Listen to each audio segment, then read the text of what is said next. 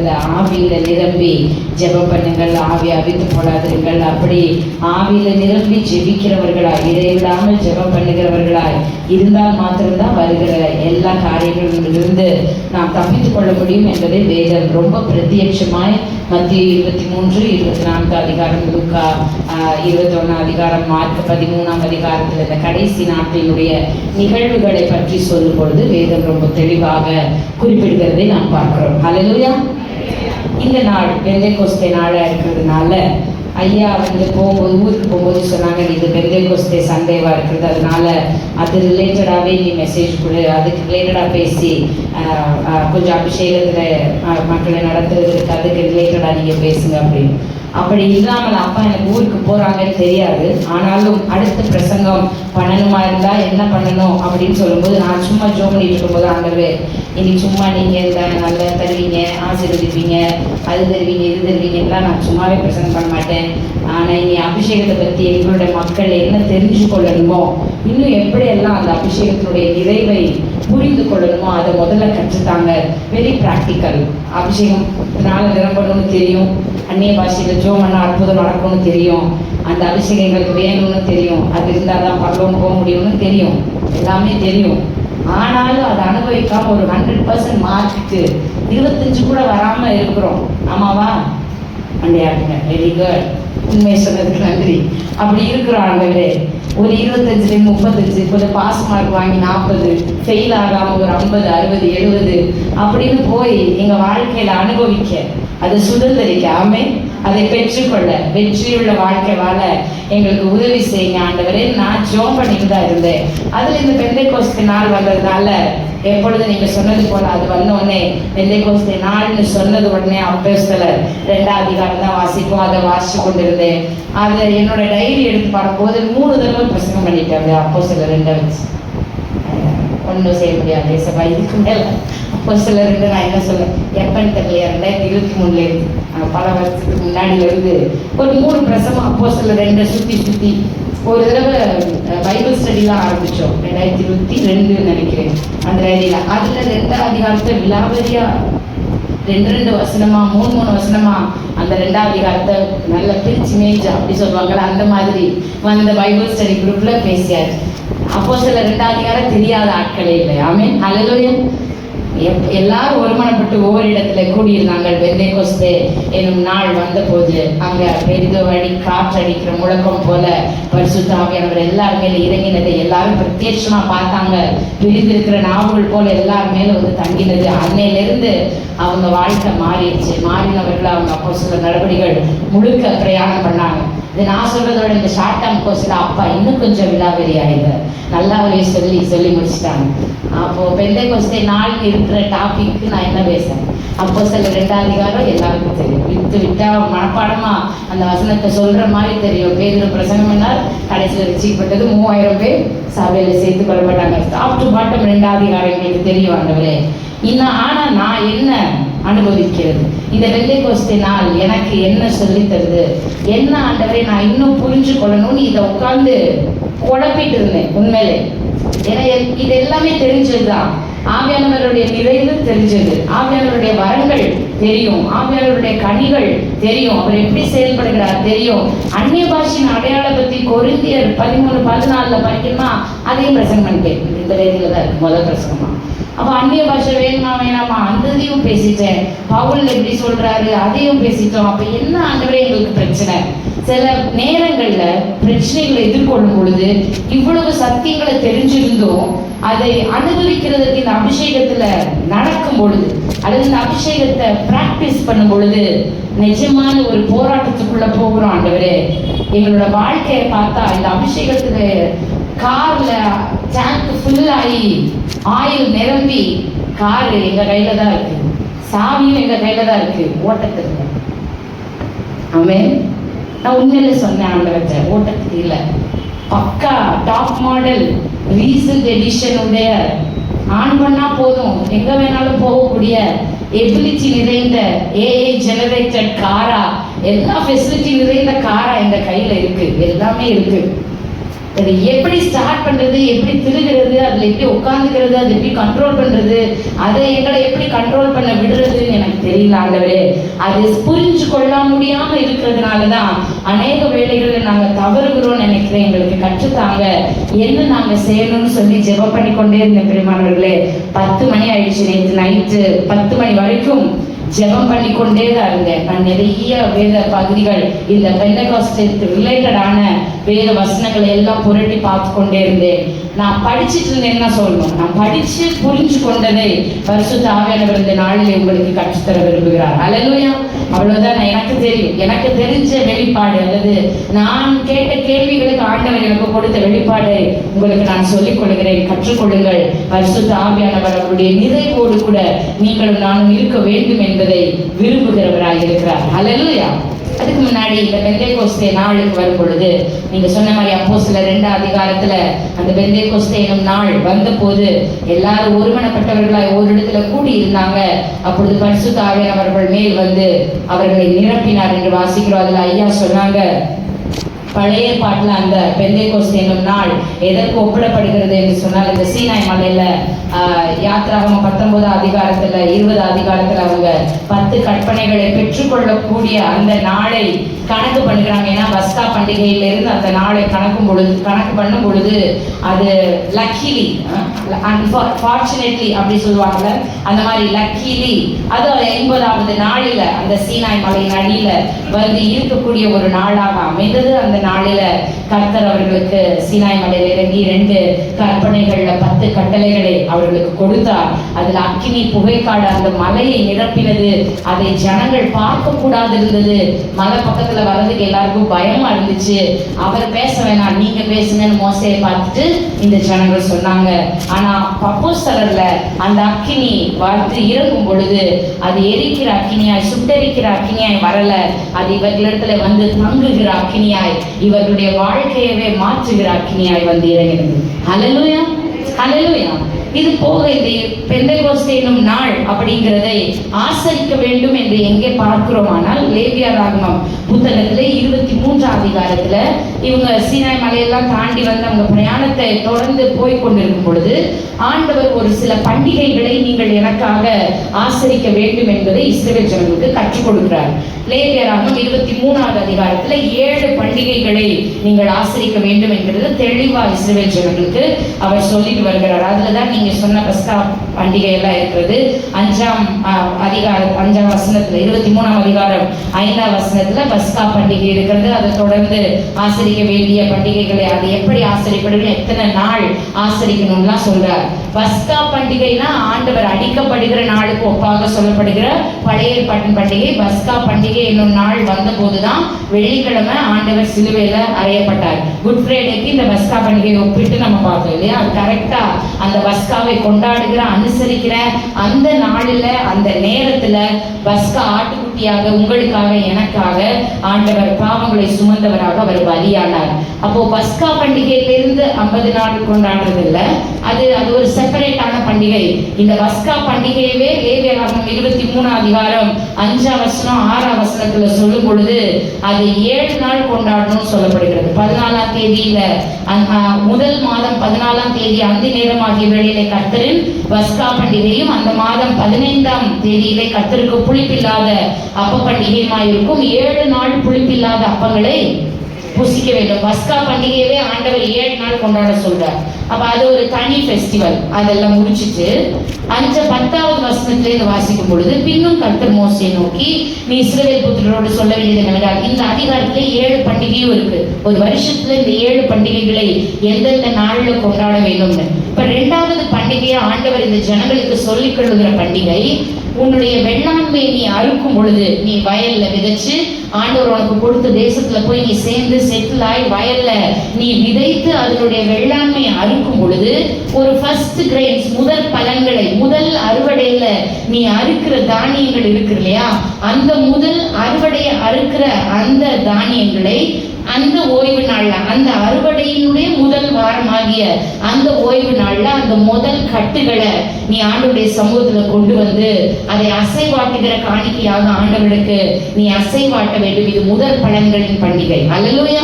உங்களுடைய கைகளின் பிரயாசத்தில் இருந்து என்னெல்லாம் கர்த்தர் உங்களுக்கு ஆசீர்வாதம் கொடுத்திருக்கிறாரோ, அது ஆடு மாடானாலும் மிருக ஜீவன்களானாலும் வயல்வெளியில இருக்கிற தானியமானாலும் ஃபர்ஸ்ட் பியரிங் ஃப்ரூட், முதல் ஈன்றது, முதல் பலன் அப்படின்னு சொல்றதை கர்த்தருடைய சந்நிதியில வந்து அது காணிக்கையாக கொண்டு வர வேண்டும் என்று சொல்லி 2வது பண்டிகை இந்த 10ஆம் வசனத்திலிருந்து அதை கொண்டாடுவதற்கு ஆண்டவர் சொல்லுகிறார். அதை வேகமா வாசிக்கலாம். அந்த வெள்ளாண்மை அறிமுகம் 11ஆம் வசனம். உங்களுக்காக அது அங்கீகரிக்கப்படும்படி ஆசாரியன் அந்த கதிர்கட்டை ஓய்வு நாளுக்கு மறுநாளே கர்த்தருடைய சந்நிதியில் அசைவாட்ட வேண்டும். அதுக்கு கீழே அதை அசைவாட்டும் பொழுது என்னென்ன பலியெல்லாம் செலுத்தணும், அதோட சேர்ந்து ஒரு ஆட்டுக்கடா, வெள்ளாட்டுக்கடா, அதெல்லாம் நீங்க செலுத்த வேண்டும். இது உங்களுக்கு நித்திய கட்டளை அப்படின்னு சொல்றார். 14ஆம் வசனம் வாசிப்போம். உங்கள் தேவனுக்கு காணிக்கை நீங்கள் கொண்டு வரும் அந்நாள் மட்டும் அப்பமும் வாட்டிய கதிரும் பச்சை கதிரும் புசியீர்களாக. இது உங்கள் வாசஸ்தலங்களில் எல்லாம் உங்கள் தலைமுறை தோறும் செல்ல வேண்டிய நித்திய கட்டளை. தொடர்ந்து வாசிக்கலாம். நீங்கள் அசைவாட்டும் கதிர்கட்டை கொண்டு வரும் ஓய்வு நாளுக்கு மறுநாள் முதல் கொண்டு எண்ண துவங்கி 7 வாரங்கள் நிறைவேறின பின்பு 7ஆம் ஓய்வு நாளுக்கு மறுநாள் ஆகிய 50ஆம் நாள் மட்டும் எண்ணி கர்த்தருக்கு புதிய போஜன பலியை செலுத்த கடவீர்கள். ஹல்லேலூயா. இந்த 50வது நாள் தான் பெந்தேகோஸ்தே எனும் நாள். ஏன்னா கிரேக்க வேதாகமத்தில் கிரேக்க மொழியில இந்த 50வது நாள் மட்டும் எண்ணி அப்படின்னு சொல்றதுக்கு ஐயா சொன்னது போல அந்த கிரேக்க வார்த்தை பெந்தேகோஸ்தே. அப்போ அந்த நாளினுடைய பெயர் 50வது நாள் அப்படின்னு சொல்றதுக்கு பெந்தேகோஸ்தே. அதனால அந்த அறுவடை நாள்ல முதல் ஞாயிற்றுக்கிழமை தொடங்கி 7 வாரம் கழிச்சு 49 நாள் கழிச்சு அடுத்த நாள்ல இருந்து எண்ணி 50வது நாள் என்னைக்கு வந்திருக்கிறதோ அன்னைக்கு ஒரு போஜன பலியை கர்த்தருக்கு செலுத்துவீர்களாக. ஹல்லேலூயா. அப்போ பஸ்கா பண்டிகையை கொண்டாட வேண்டியது 7 நாள், முதல் பலன்களின் பண்டிகையை கொண்டாட வேண்டியது 50 நாள். சொல்ல போனா அறுவடை பண்ற முதல் வாரம் கொண்டு வந்து ஆண்டவர்கிட்ட காணிக்கை கொடுத்துடணும். அதுல இருந்து எண்ணி 50வது நாள் மறுபடியும் அந்த அறுவடையினுடைய எல்லாத்தையும் மொத்தமா அறுத்து முடிச்சிருப்பாங்கல்ல, பல ஃபேஸா அறுத்து முடிச்சிருப்போம்ல, ஒரே நாள்லயே அறுத்துருவோமா சொல்ல முடியாது. அப்ப இஸ்ரவேல் ஜனங்களுடைய அறுவடை எல்லாம் இந்த 50 நாள் பினிஷ் ஆகி அவங்களுடைய அந்த ஹார்வெஸ்டினுடைய பிளண்டி, எவ்வளவு அறுவடை, அந்த அறுவடையில அந்த எவ்வளவு பலனை கர்த்தர் தந்தாரோ அதையெல்லாம் அந்த அபண்டன்ஸ்ல இருந்து, அதாவது தானிய திரட்சியில் இருந்து ஒட்டுமொத்தமான இஸ்ரவேல் ஜனங்களுக்கும் வயல்கள்ல கிடைச்ச அந்த வருஷ தானிய திரட்சியில இருந்து ஒரு போஜன பலியை கர்த்தருக்கு உகந்ததாக செலுத்தி அதை கர்த்தருடைய சந்நிதியில இந்த 50வது நாள் கரெக்டா கொண்டு வந்து அதை அசைவாட்டுகிற காணிக்கையாக அதை எப்படிலாம் செலுத்தணும்னு பின்னாடி அந்த ஒரு வயது ஆட்டுக்குட்டியோட சர்வாங்க தகன பலியோட கீழே 24ஆம் எத்தனாவது வசனம் வரைக்கும் லேவியராகமம் 23ஆம் அதிகாரத்துல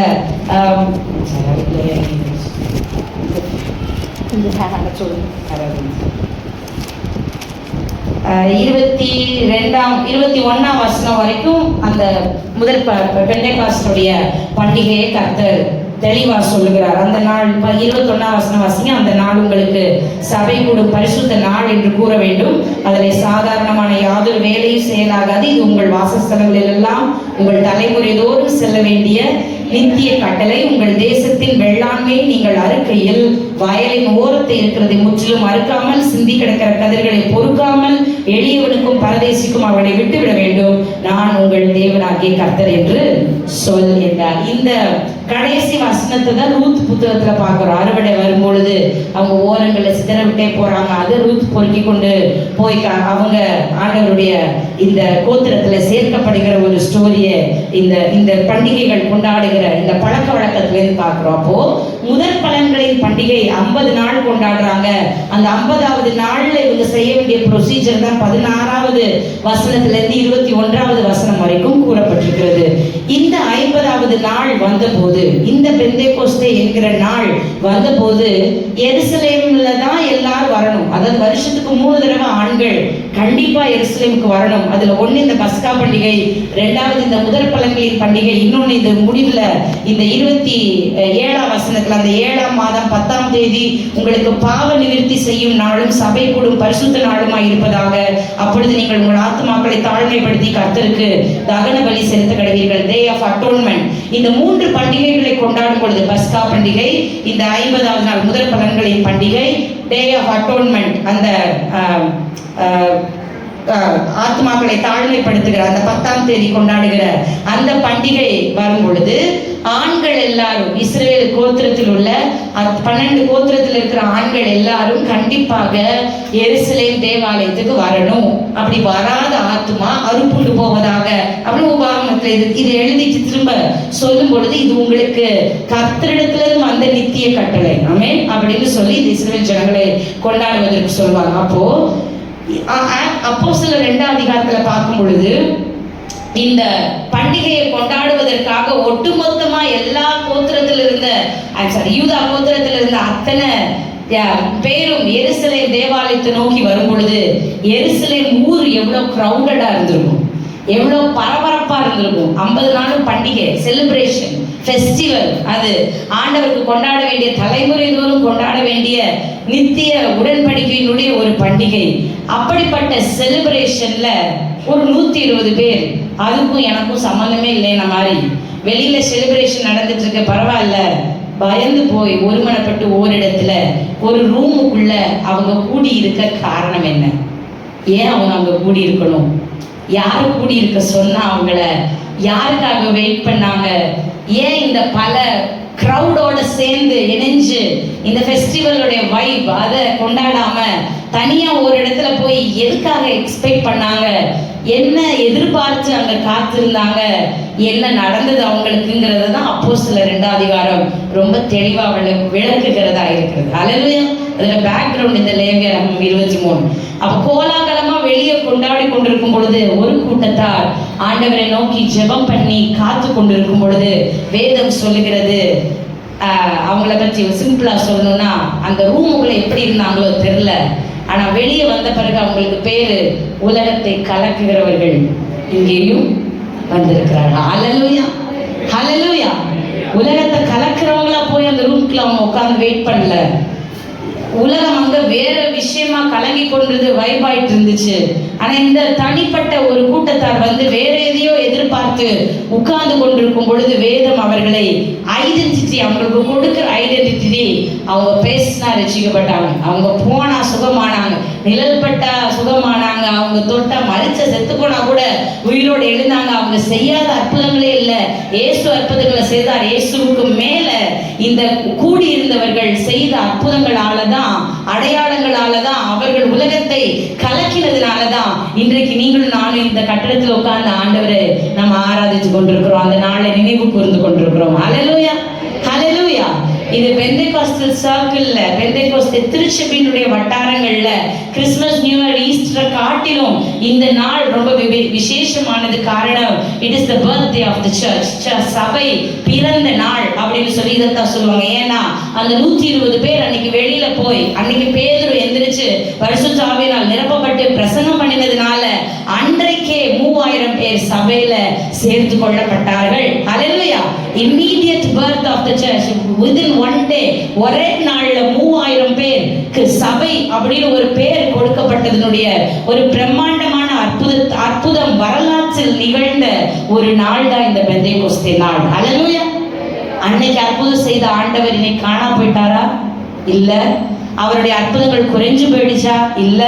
அவருடைய செயலாற்றுகிற தன்மை, அந்த ஆவியானவருடைய வெளிப்பாடு வல்லமைகள் ஏதாவது குறைஞ்சிருக்குதா? இல்ல. ஆனா அதை அனுபவிச்சுட்டு, அதாவது அதுக்கு சொந்தக்காரங்கன்னு சொல்லிக்கிட்டு இந்த பெந்தேகோஸ்தே ஆட்கள் நம்ம தான், இதுக்கு நாங்க தான் சொந்தம், நாங்க தான் பெந்தேகோஸ்தே ஆட்கள், நாங்க தான் பெந்தேகோஸ்தே திருச்சபையினர் அப்படின்னு சொல்லி உரிமை பாராட்டிட்டு ஹைஃபை மாடல் காரை வாங்கி வச்சுட்டு சாவி வச்சுட்டு அதை ஆன் பண்ண தெரியாம இருக்கிறோமா இல்லையா? யோசிச்சு நிதானிச்சு பாருங்க. இதனால நேற்றைய தினத்துல ஆராதனைக்கு நான் பிரசங்கம் பண்ண தயார் பண்ணும் பொழுது, பிரசங்கம்னு சொல்றதோட எப்படி சொல்றது, வார்த்தையை எடுத்தாலே அது வல்லமைதான். அது இது தேவனுடைய வார்த்தை. நான் பேசுறதுக்காக இது வல்லமை ஆகாது, நான் பேசுறதுனால இது வல்லமை குறையாது. அது யார் பேசினாலும் இது வல்லமையான வார்த்தை, ஏன்னா இது தேவனுடைய வார்த்தை. ஆனா எவ்வளவு இந்த வல்லமையான வார்த்தையை கேட்டாலும், ஹைஃபை மாடல் கார் இருந்தாலும், பக்கா கேலிபரேட்டட் கார் இது, இதனுடைய ஏன் காரணம் சொல்றேன்னா அவ்வளோ சௌகரியங்கள் நிரம்பி இருக்கிறது. வாழ்க்கையில் என்ன வேணாலும் அதுல இருக்கலாம் அப்படிங்கிற மாதிரிலாம் உருவாக்கிட்டாங்க. அது மாதிரி இந்த அபிஷேகத்திற்கு, இந்த பெந்தேகோஸ்தே நாளுக்கு, இந்த அப்போஸ்தலர் 2 அதிகாரத்துக்கு சொந்தக்காரங்க யாருன்னா நீங்கள் நான் தான். சிஎஸ்ஐ, ஆர்த்தடாக்ஸ், கிறிஸ்டியன், அந்த ரோமன் கேத்தலிக், லூத்ரன் அவங்க எல்லாம் கிடையாது. ஆனா அவங்க ரொம்ப பொறுப்பா உயிர் தெளிந்த நாளின் 5வது எத்தனாவது தெரியல, 7வது ஞாயிறு ஏதோ ஒன்று சொல்லுவாங்க. இயேசு கிறிஸ்து ஏப்ரல் 5 பின்னாடி போயிடுச்சு, சாரி, ஏப்ரல் 5ஆம் தேதி ஈஸ்டர்ல இருந்து ஒவ்வொரு ஞாயிறையும் உயிர் தெழுந்த திருநாளின் முதல் ஞாயிறு, 2ஆம் ஞாயிறு, இன்னைக்கு பெந்தேகோஸ்தே ஞாயிறுன்னு பக்காவா ஆசரிக்கிறது அந்த சபையார் தான். இந்த லேவியர் 23 அப்போஸ்தலர் 2 அதிகாரத்தையும் யாத்திராகமம் 19, 20 அதிகாரத்தையும் வாசிச்சு கர்த்தர் நமக்காக இறங்கி வந்தார். பரிசுத்த ஆவியானவர் பொழிந்தருளப்பட்டார். அவர்கள் வெவ்வேறு பாஷைகளை பேசினாதுன்னு வேற வித்தியாசமான வியாக்கியானம் கொடுத்து இந்த வார்த்தையெல்லாம் வாசிப்பாங்க. கரெக்ட் தான். ஆனா அவங்கள விட இதை அனுபவிக்கிறவர்கள் நீங்களும் நானும். ஹல்லேலூயா. இதை சொந்தம் கொண்டாடுறவங்க நீங்களும் நானும். ஆனா அப்போஸ்தலர் 2ஆம் அதிகாரத்துல நடந்த சம்பவம் என்னமோ உங்களுக்கும் எனக்கும் அது ஒரு வரலாறாக, என்னைக்கோ நடந்த ஆதியில நடந்த வரலாறாக தான் இருக்கிறது. என் வாழ்க்கையிலே அதை அனுபவிக்க முடியவில்லை. என்ன காரணமா இருக்கும் ஆண்டவரேன்னு நான் ரொம்ப குழம்பி போய் ஆண்டவருடைய சமூகத்தில் உட்கார்ந்திருக்கும் பொழுது நம்ம இதை புரிந்து கொள்ளுகிற விதம் இன்னும் புரிந்து கொள்ளவில்லை, இல்லைன்னா இதை இன்னும் அங்கீகரிக்கல நம்முடைய மனதுல. அதனால் இதனுடைய பரிசுத்த ஆவியானவருடைய வெளிப்பாடுகள்ல, செயல்பாடுகள்ல பங்கு எடுக்க முடியாமல் தவறுகிறவர்களாய் நீங்கள் நானும் வாழ்ந்து கொண்டிருக்கிறோம். அதை மாற்றுவதற்கு ஆவியானவர் இன்றைக்கு உங்களோடு கூட என்னோடு கூட அவர் பேசுவாராக. ஹல்லேலூயா. ஆவியானவர் இருக்கிறது உண்மை. ஆவியானவர் உங்களுக்கும் எனக்கும் கொடுக்கப்பட்டது உண்மை. ஆவியானவர் வந்தாருன்னா நான் ஆல்ரெடி சொன்னது மாதிரி அவர் பார்ட் பை பார்ட்டா 5% முதல்ல, 2வது 10% அப்படி அல்ல. ஆவியானவர் வந்தாருன்னா முழுமையாய் ஆவியானவர் என்கிட்ட இருக்கிறார், அவ்வளவுதான். அந்த ஆவியானவருக்கு என்ன செய்ய முடியும்? அந்த ஆவியானவருக்கு எல்லாத்தையும் செய்ய முடியும். அந்த ஆவியானவருடைய வரங்கள் தான் 9. அந்த ஆவியானவருடைய கனியினுடைய சுளைகள் தான் 9. அந்த ஆவியானவருடைய செயல்பாடுகள் வேதம் என்னெல்லாம் சொல்லுகிறதோ அது அத்தனையோடு தான் என் மேல பொழிந்தருளப்படுகிறார். ஹல்லேலூயா. அவருடைய அபிஷேகம், அவருடைய அறிவு எனக்குள்ள இருக்கிறதுனாலதான் இயேசுவை நான் கிறிஸ்து அப்படின்னு வாயினால நான் சொல்றேன். பரிசுத்த ஆவியானவர் இல்லாமல் இயேசுவை தேவன் என்று யாராலும் சொல்ல முடியாது என்று வேதம் சொல்லுகிறது. அப்படியானால் அவருடைய செயல்பாடுகள் மட்டும் இன்னும் என்கிட்ட வெளிப்படாமல் இருக்குதே ஆண்டவரே, அதற்கு என்ன காரணமா இருக்கும்? இந்த ஆவியானவருடைய செயல்பாடுகளை முழுவதுமா என் வாழ்க்கையில அனுபவிக்க எனக்கு கிருபை பாராட்டுங்கிற ஜெபத்தோடு கூட இந்த வேதத்தை படிக்கும் பொழுது நமக்கு எல்லாம் பல புலப்பட்ட ஒரு சம்பவத்தை எசேக்கியேல் 37ஆம் அதிகாரத்துல நம்ம வாசிக்கலாம். எசேக்கியேல் 37ன்னு சொன்னாலே உலர்ந்த எலும்புகளினுடைய வேத பகுதி. அதை குறித்து அநேக வேளைகள் நம்ம படிச்சிருக்கிறோம், பிரசங்கம் பண்ணி இருக்கிறோம். ஆனால் இந்த வார்த்தையை வாசிங்கள். அப்போஸ்தலர் எசேக்கியேல் 37ஆம் அதிகாரம் 14ஆம் வசனம். எசேக்கியேல் 37ஆம் அதிகாரம் 14ஆம் வசனம் வாசிக்கல எல்லாருமா சேர்ந்து. என் ஆவியை உங்களுக்குள் வைப்பேன், நீங்கள் உயிர் அடைவீர்கள். ஹல்லேலூயா. என் ஆவி உங்களுக்குள் வைப்பேன், நீங்கள் உயிர் அடைவீர்கள். 2 கொரிந்தியர் 3வது அதிகாரம் 6ஆம் வசனத்தை வாசிக்கலாம். 2 கொரிந்தியர் 3வது அதிகாரம் 6ஆம் வசனம் வாசிங்க.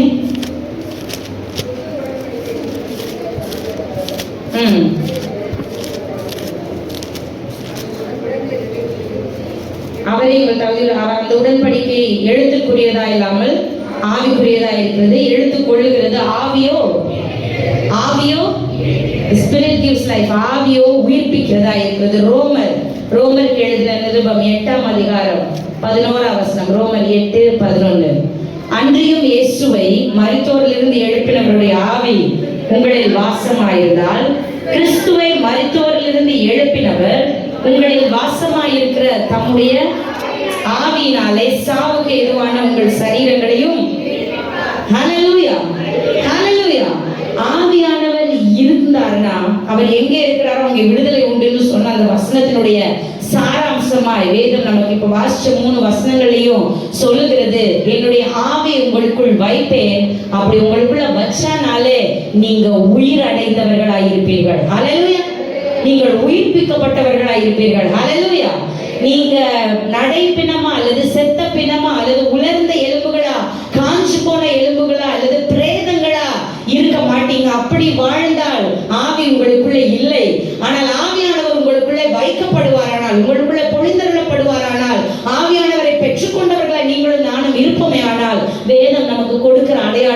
நீங்கள் உயிர் உள்ளவர்கள். ஹல்லேலூயா. நீங்கள் உயிர் பெற்றவர்கள். ஆமென். நீங்கள் வாழ தகுதியானவர்கள். ஹல்லேலூயா. நீங்க வாழ்க்கையை அனுபவிக்கிறவர்கள். ஹல்லேலூயா.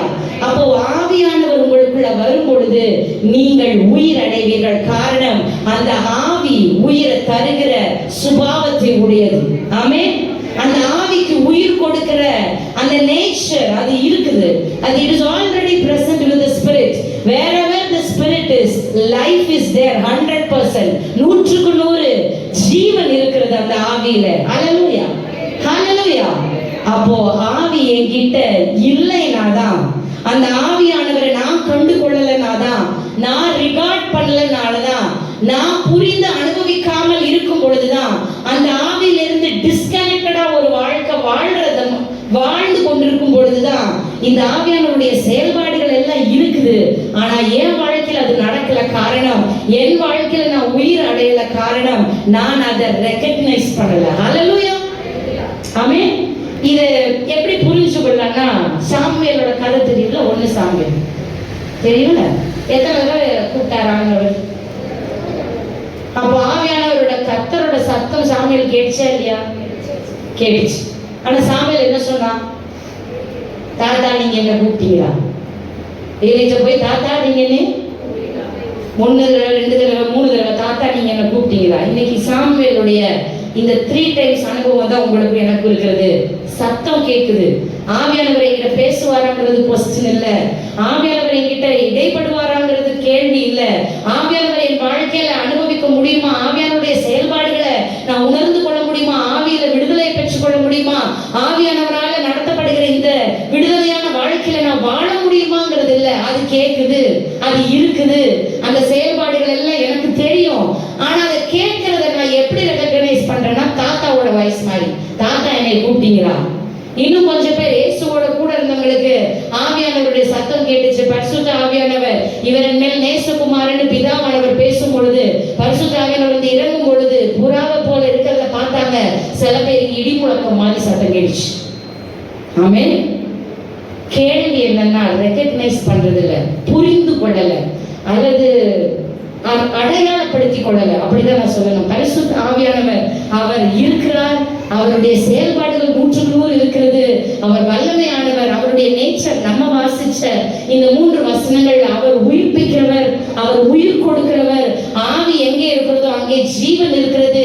ஏன்னா ஆவிதான் உயிர் தருகிறது, ஆவியோ உயிர்ப்பிக்கிறது. ஆவியை வைக்கும் பொழுது நீங்கள் உயிர் அடைவீர்கள்னு ஆண்டவர் சொல்லுகிறார். ஆனா அதை ரெகக்னைஸ் பண்ணாம, அதை புரிஞ்சுக்கிற தன்மை இல்லாமல் நான் வாழ்ந்து கொண்டிருக்கிறதுனாலதான் என் வாழ்க்கையில அநேக வேளைகள் உலர்ந்த எலும்புகளை போல நான் நடமாடி கொண்டிருக்கிறேன்.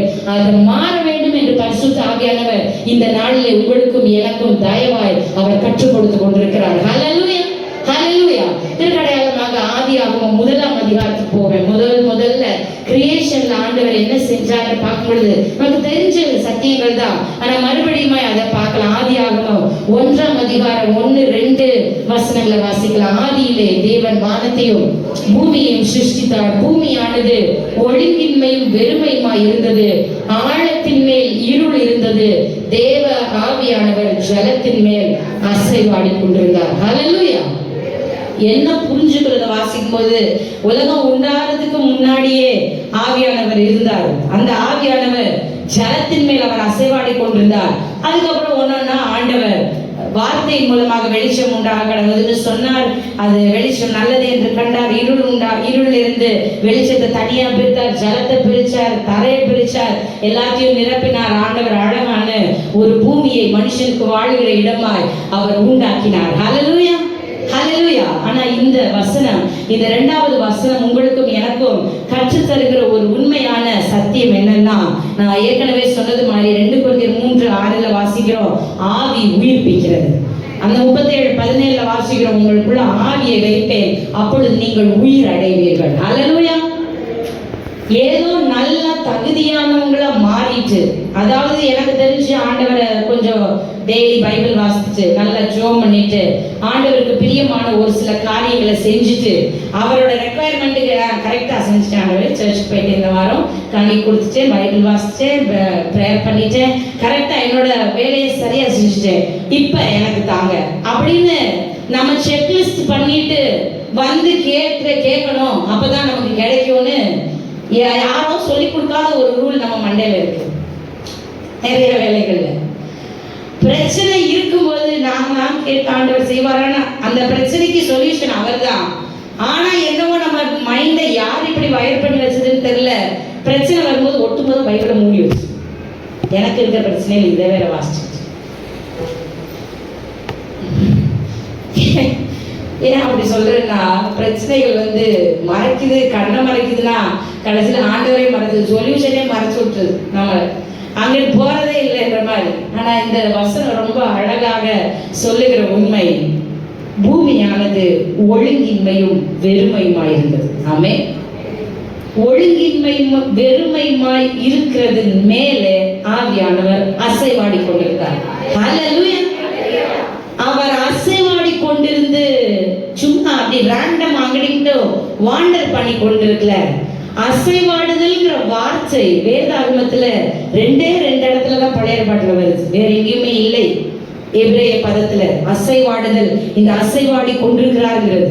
அந்த அசைவாடுதல்னா என்னது அப்படின்னா, உபாகமம் 32 அதிகாரம் 11ஆம் வசனத்தை வாசிக்கும் பொழுது, உபாகமம் 32 11ஆம் வசனத்துல இஸ்ரவேல் ஜனங்களுக்கு மோசே சொல்லுகிறார், கழுகு தன் கூட்டை கலைத்து தன் குஞ்சுகளின் மேல் அசைவாடி தன் செட்டைகளை விரித்து அவைகளை எடுத்து அவைகளை தன் செட்டைகளின் மேல் சுமந்து கொண்டு போகிறது போல கர்த்தர் ஒருவனே அவனை வழி நடத்தினார், அந்நிய தேவன் அவரோட இருந்ததில்லை. ஹல்லேலூயா. இந்த 2 இடத்துல தான் அசைவாடுதல் அப்படிங்கிற வார்த்தை உபயோகப்படுத்தப்படுகிறது பிரியமானவர்களே. அப்படியானால் ஒழுங்கின்மையும் வெறுமையுமாய் இருக்கிற உலகத்தின் மேலே பரிசுத்த ஆவியானவர் அசைவாடி கொண்டிருந்ததினால் மாத்திரம்தான் வெளிச்சம் உண்டானது. ஜலத்தை விட்டு வேறு இடத்துல ஒன்னா போய் சேர்ந்தது, தரை உண்டானது, அதுல ஜீவ ராசிகள் உண்டானது, ஆகாயத்துல பறவைகள் உண்டானது. இது எல்லாம் அந்த அசைவாடுதலுக்கு அடியில நடக்கிற கிரியேட்டிவ் பீயிங். ஹல்லேலூயா, ஹல்லேலூயா. அந்த அசைவாடுதல் இருந்து கொண்டே இருக்கும் பொழுது ஒன்னொன்னா ஒவ்வொரு நாளா உருவாக வேதம் சொல்லுகிறது, தேவன் அதை நல்லது என்று கண்டார். ஹல்லேலூயா, ஹல்லேலூயா. அது தீர்க்க தரிசனமா உங்க வாழ்க்கையில அபியாசப்படுத்துங்களேன். ஆவியானவர் ஒரு தாகத்தோட ஒரு வைராக்கியத்தோட சொல்லுங்க, அநேக வேளைகள்ல என் வாழ்க்கை ஒழுங்கின்மையும் வெறுமையுமா இருக்குது ஆண்டவரே. It is a chaos, it is a confusion. எனக்கு குழப்பமா இருக்கிறது. அம்மா சொன்னாங்க, எனக்கு என்ன செய்யறதுனே தெரியல, எனக்கு யாரை கூப்பிடுறதுன்னு தெரியல. உண்மை, நிறைய நேரங்கள்ல என் வாழ்க்கை ஒழுங்கின்மையுமாய் வெறுமையுமாய் இருக்கிறது. ஆனால் ஆவியானவர் என் மேல் அசைவாடி கொண்டே இருப்பாரே, ஆனால் வெளிச்சம் உண்டாகிறது என்ற ஒரு வார்த்தை போதும் வெளிச்சம் உண்டாகும், இருள் விலகும், தரை உண்டாகும், ஆகாயத்திலே ஜீவராசிகள் உண்டாகும், நீர் வாழும் ஜந்துக்கள் உருவாகும், பூமியிலே கனி தருகிற விருட்சங்கள் உண்டாகும். பரிசுத்த ஆவியானவருடைய அசைவாடுதல் இருக்கும் பொழுது புது உயிர்கள் சிருஷ்டிக்கப்படும், புதிய வாழ்க்கை உருவாக்கப்படும். ஆவியானவர் எங்கேயோ அங்கே விடுதலை உண்டு, மாற்றமல்ல, அங்கே உயிர் உண்டு, நீங்கள் உயிர் அடைவீர்கள். ஹல்லேலூயா. செவிகளை ஆண்டவரே என்னை உயிர் அடைய செய்யுங்க. ஓ ராபா சந்தா ராபா லா கனரபா. பரிசுத்த ஆவியானவர் அசைவாடுவீராக, பரிசுத்த ஆவியானவர் அசைவாடுவீராக. இருள் விலகுவதாக, ஒழுங்கின்மை மாறுவதாக, வெறுமை மாறுவதாக, வெளிச்சம் உண்டாக கடவுது தகப்பனே, வெளிச்சம் உண்டாக கடவுது தகப்பனே. ஜலத்திலிருந்து ஜலம் பிரிவதாக, ஆகாய விரிவு உண்டாவதாக, ஆகாய விரிவிலே பறவைகள் உண்டாவதாக, நிலத்திலே கனிகளை தருகிற விதவிதமான கனிகளை தருகிற தன்னுடைய ரூபத்தின்படியே கனிகளை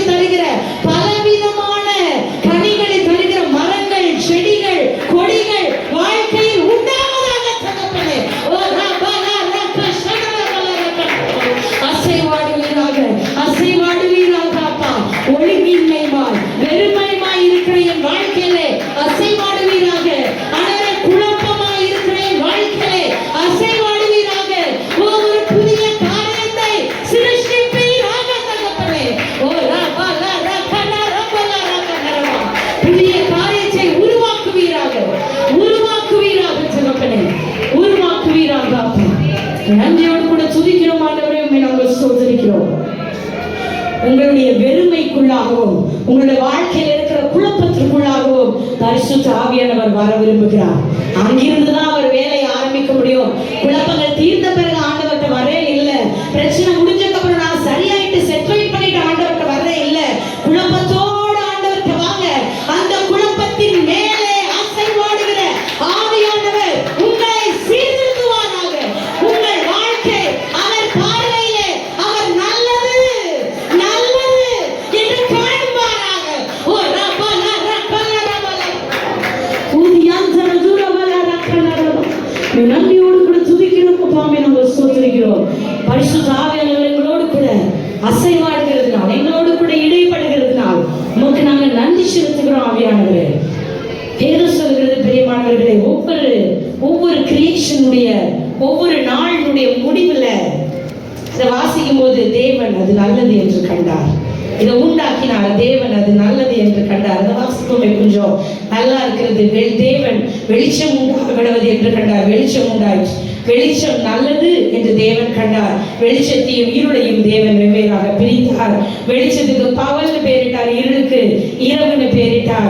சாயங்காலம் விடியற் காலமாகி முதல் நாள் ஆயிற்று. பின்பு தேவன் ஜலத்தின் மத்தியில் ஆகாய விரிவு உண்டாக கடவுது, அது ஜலத்தில் என்று ஜலத்தை பிரிக்க கடவுது. தேவன் ஆகாய விரிவு உண்டு பண்ணி அது அப்படி ஆயிற்று. தேவன் ஆகாய விரிவுக்கு வானம் பேரிட்டார். சாயங்காலம் விடியற் காலமாகி அது இரண்டாம் நாள் ஆயிற்று. இப்படியே நீங்க வாசிச்சுட்டே வர வர வர நல்லா பார்த்தீங்கன்னா எதையுமே ஆண்டவர் டெலீட் பண்ணி தூக்கி போடலாம். Amen, hallelujah. What a beautiful God he is. Amen. வாழ்க்கை வெறுமையா இருக்கு, என் வாழ்க்கை ஒழுங்கின்மையா இருக்கு, என் வாழ்க்கையில குழப்பங்கள் இருக்கு, என் வாழ்க்கையில உண்மை, என் வாழ்க்கையில கன்ஃபியூஷன் இருக்குது உண்மை. ஆனா அசைவாடு ஆண்டவரே அப்படி நான் என் வாழ்க்கையை ஒப்பு கொடுக்கும் பொழுது எல்லா ஒழுங்கின்மையும் செட்ரைட் பண்ணி பசுல சேர்க்க வேண்டிய இடத்துல சேர்த்து, ஜலத்தை சேர வேண்டிய இடத்துல சேர்த்து, தரை உண்டாக வேண்டிய இடத்துல உண்டாக்கி, எம்டியா இருக்கிற ஆகாய விரிவுல பறவைகளை உண்டாக்கி, எம்டியா இருக்கிற ஜலத்துல நீர் வாழ்கிற ஜந்துக்களை உண்டாக்கி, எம்டியா இருக்கிற தரையில பனி தருகிற காய்களை, மரங்களை, செடிகளை உண்டாக்குகிற கர்த்தர் இன்றைக்கு உயிரோடு கூட இருக்கிறார். ஓ ரபல ரஷத ரபல ரபல. He doesn't delete anything out of my life. He doesn't delete my confusion. அவர் என்னுடைய குழப்பங்களை தூர தள்ளி போடுகிற ஆண்டவர் அல்ல. என் குழப்பத்தை நிராகரிக்கிற ஆண்டவர் அல்ல.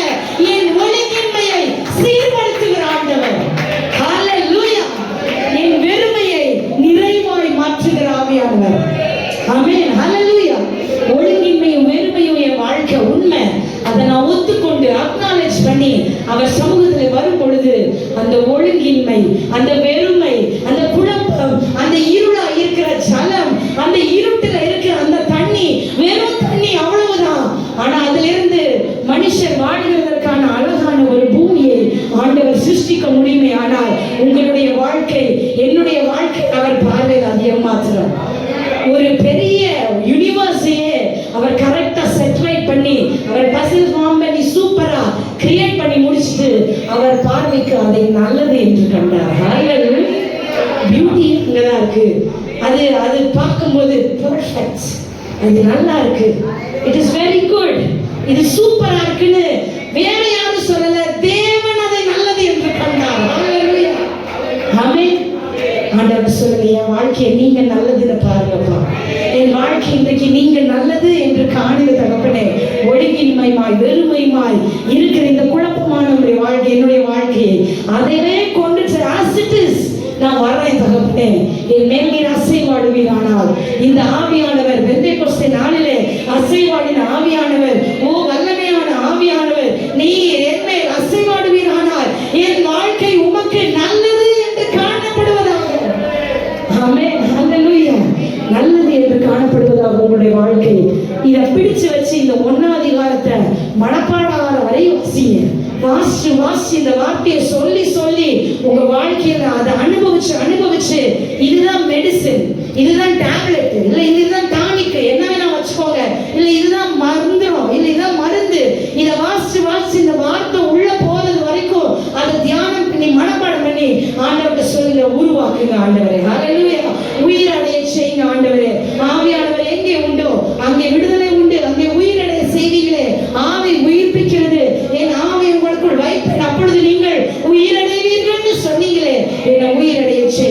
அசைவாடுங்க, அசைவாடுங்க. என் வாழ்க்கை நல்லது என்று பாருங்க. என் வாழ்க்கையில சீர்குலைந்து இருக்கிறதை சீரமைங்க ஆண்டவரே. ஜஸ்ட் செட் ரைட் பண்ணுங்க. எங்கெங்க எது சேரணுமோ அதை சேர்த்து விடுங்க ஆண்டவரே. நீர் தான் அதை பண்ண வேண்டும். ஹல்லேலூயா. இந்த பூமி ஆண்டவருடைய கரத்துல ஜஸ்ட் வெசல். ஆண்டவருடைய கரத்துல அப்படியே இருந்தது. ஒழுங்கின்மை இருளுமாய் அப்படியே இருந்துச்சு. ஆழத்தின் மேல் இருள் இருந்தது. அந்த இருள் தீமையானது அல்ல. அந்த இருளுக்கு ஒரு பெயரிட்டார், அது இரவு. ஹல்லேலூயா. அந்த இருளை அழகாக்க நட்சத்திரங்களையும் சந்திரனையும் அவர் இரவை ஆழ சுடர்களை படைத்தார். ஹல்லேலூயா. வாசிக்க பிரியமானவர்களே, ஆவியானவர் வெளிப்பாடுகளை தருவாராக. உங்க வாழ்க்கையில இருள் இருக்கிறது, அந்த இருள் பிரகாசிக்கிற சுடர்களை தேவன் வைப்பாராக. இருளை ஆழ சந்திரனை உங்கள் வாழ்க்கையில வைப்பாராக. ஹல்லேலூயா. எங்க போகணுமோ அது போகட்டும், ஆனா இருக்கிறத சீர்படுத்தி உருவாக்குகிற ஆண்டவர் தான் இந்த பரிசுத்த ஆவியானவர். அவர் அசைவாடி கொண்டிருக்கும் பொழுது, அவர் இந்த கழுகு தன்னுடைய குட்டிகள் மேல அசைவாடி அதை பாதுகாக்கிற மாதிரி அப்படியே தன் சிறக்கையை விரிச்சு அது மேல கவர் பண்ணி கொண்டிருக்கும் பொழுது உங்க வாழ்க்கையில எல்லாம் சீர்பொருந்த ஆரம்பிக்கும். ஆமென். அது சரியாக ஆரம்பிக்கும். சேர வேண்டியது சேர வேண்டிய இடத்துல போய் சேர வேண்டிய நேரத்துல போய் சேரும். ஹல்லேலூயா. ஒரே நாள் ஆண்டவர் அவ்வளவுதான், ஆழத்தின் மேல் இருள் இருந்தது. ஓகே ஃபைன், பூமி உருவாகும், போயிட்டு வா ஜீங்கும்பான்னு சொன்னாரா? இல்ல. என்னைக்கு வெளிச்சம் உண்டாகணுமோ இன்னைக்கு வெளிச்சம் உண்டாகிறது. ஆமென். 6வது நாள் தான் அந்த பூமியில அந்த நீர் வாழ்கிற ஜீவ ஜந்துக்களும் மரம் கனி செடி உண்டாகணும். அது 6வது நாள் தான். 4வது நாள்ல தான் சூரிய சந்திரன் உருவாகணும்னா அது 4வது நாள் தான். அந்த 4வது நாள் இன்னும் வரலன்னா வெயிட் பண்ணுங்க. ஹல்லேலூயா. God knows the timing better. அவருக்கு தெரியும் அந்த நேரம், எந்த நேரத்துல எதை நிரப்பணும், எதை நிரப்பணும், எதை எங்க சேர்க்கணும்னு அவர் ஒருவரே அறிந்திருக்கிறார். ஹல்லேலூயா. அசைவாட மட்டும் விட்டு கொண்டே இருந்த பிரியமானவர்களே, அவ்வளவுதான். அசைவாடுதலுக்கு அந்த அரவணைப்பின் அடியில, உங்க செட்டைகளின் மறைவுல, உன்னதமானவருடைய மறைவில், அந்த செட்டை நிழல்ல அந்த கழுகு தன்னோட ரெக்கையை விரிச்சு தன்னோட குஞ்சுகள் பாதுகாத்து கொண்டிருக்கும் போது இந்த குஞ்சு பத்திரமா அந்த செட்டையின் அடியில் அமர்ந்திருப்பதை போல அந்த அசைவாடுதலை விரும்பி அவருடைய பிரசனத்துல காத்திருக்கும் பொழுது எல்லா சீர்குலைவுகளும் சீரமைக்கப்படும்.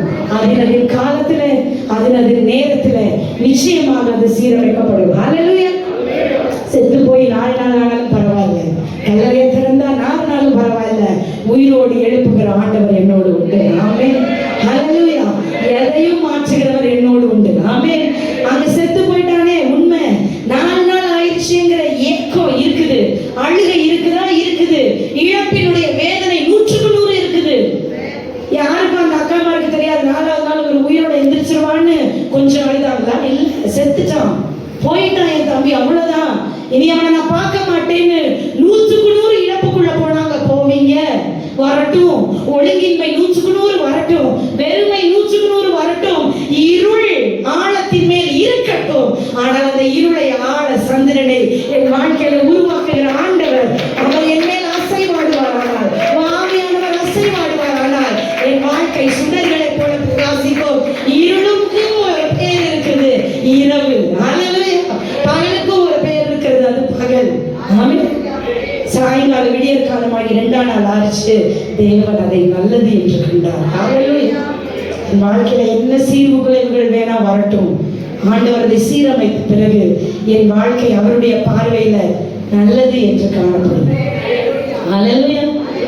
மரியாதை இணைச்சு பாருங்க. இங்க உங்க வாழ்க்கை பூமியில உலகத்துக்கு சொல்லப்படுற மாதிரி கேள்விக்குறியான, கல்யாணம் ஆகிறதுக்கு முன்னாடியே கப்பப்படுத்திட்டியா, புருஷனை இது நிச்சயம் பண்ணியிருக்கும் பொழுது மறுபடி வந்து மணவாளன் கூட்டி கொண்டு போவார்னு சொல்லுகிறதுக்கு முன்னாடி அவர் வர்றதுக்குள்ளவே இப்படி ஒரு கேடுகட்ட காரியத்தை மரியாதை பண்ணிட்டாங்கன்னா அவங்களை கல்லறிஞ்சு கொன்றும்.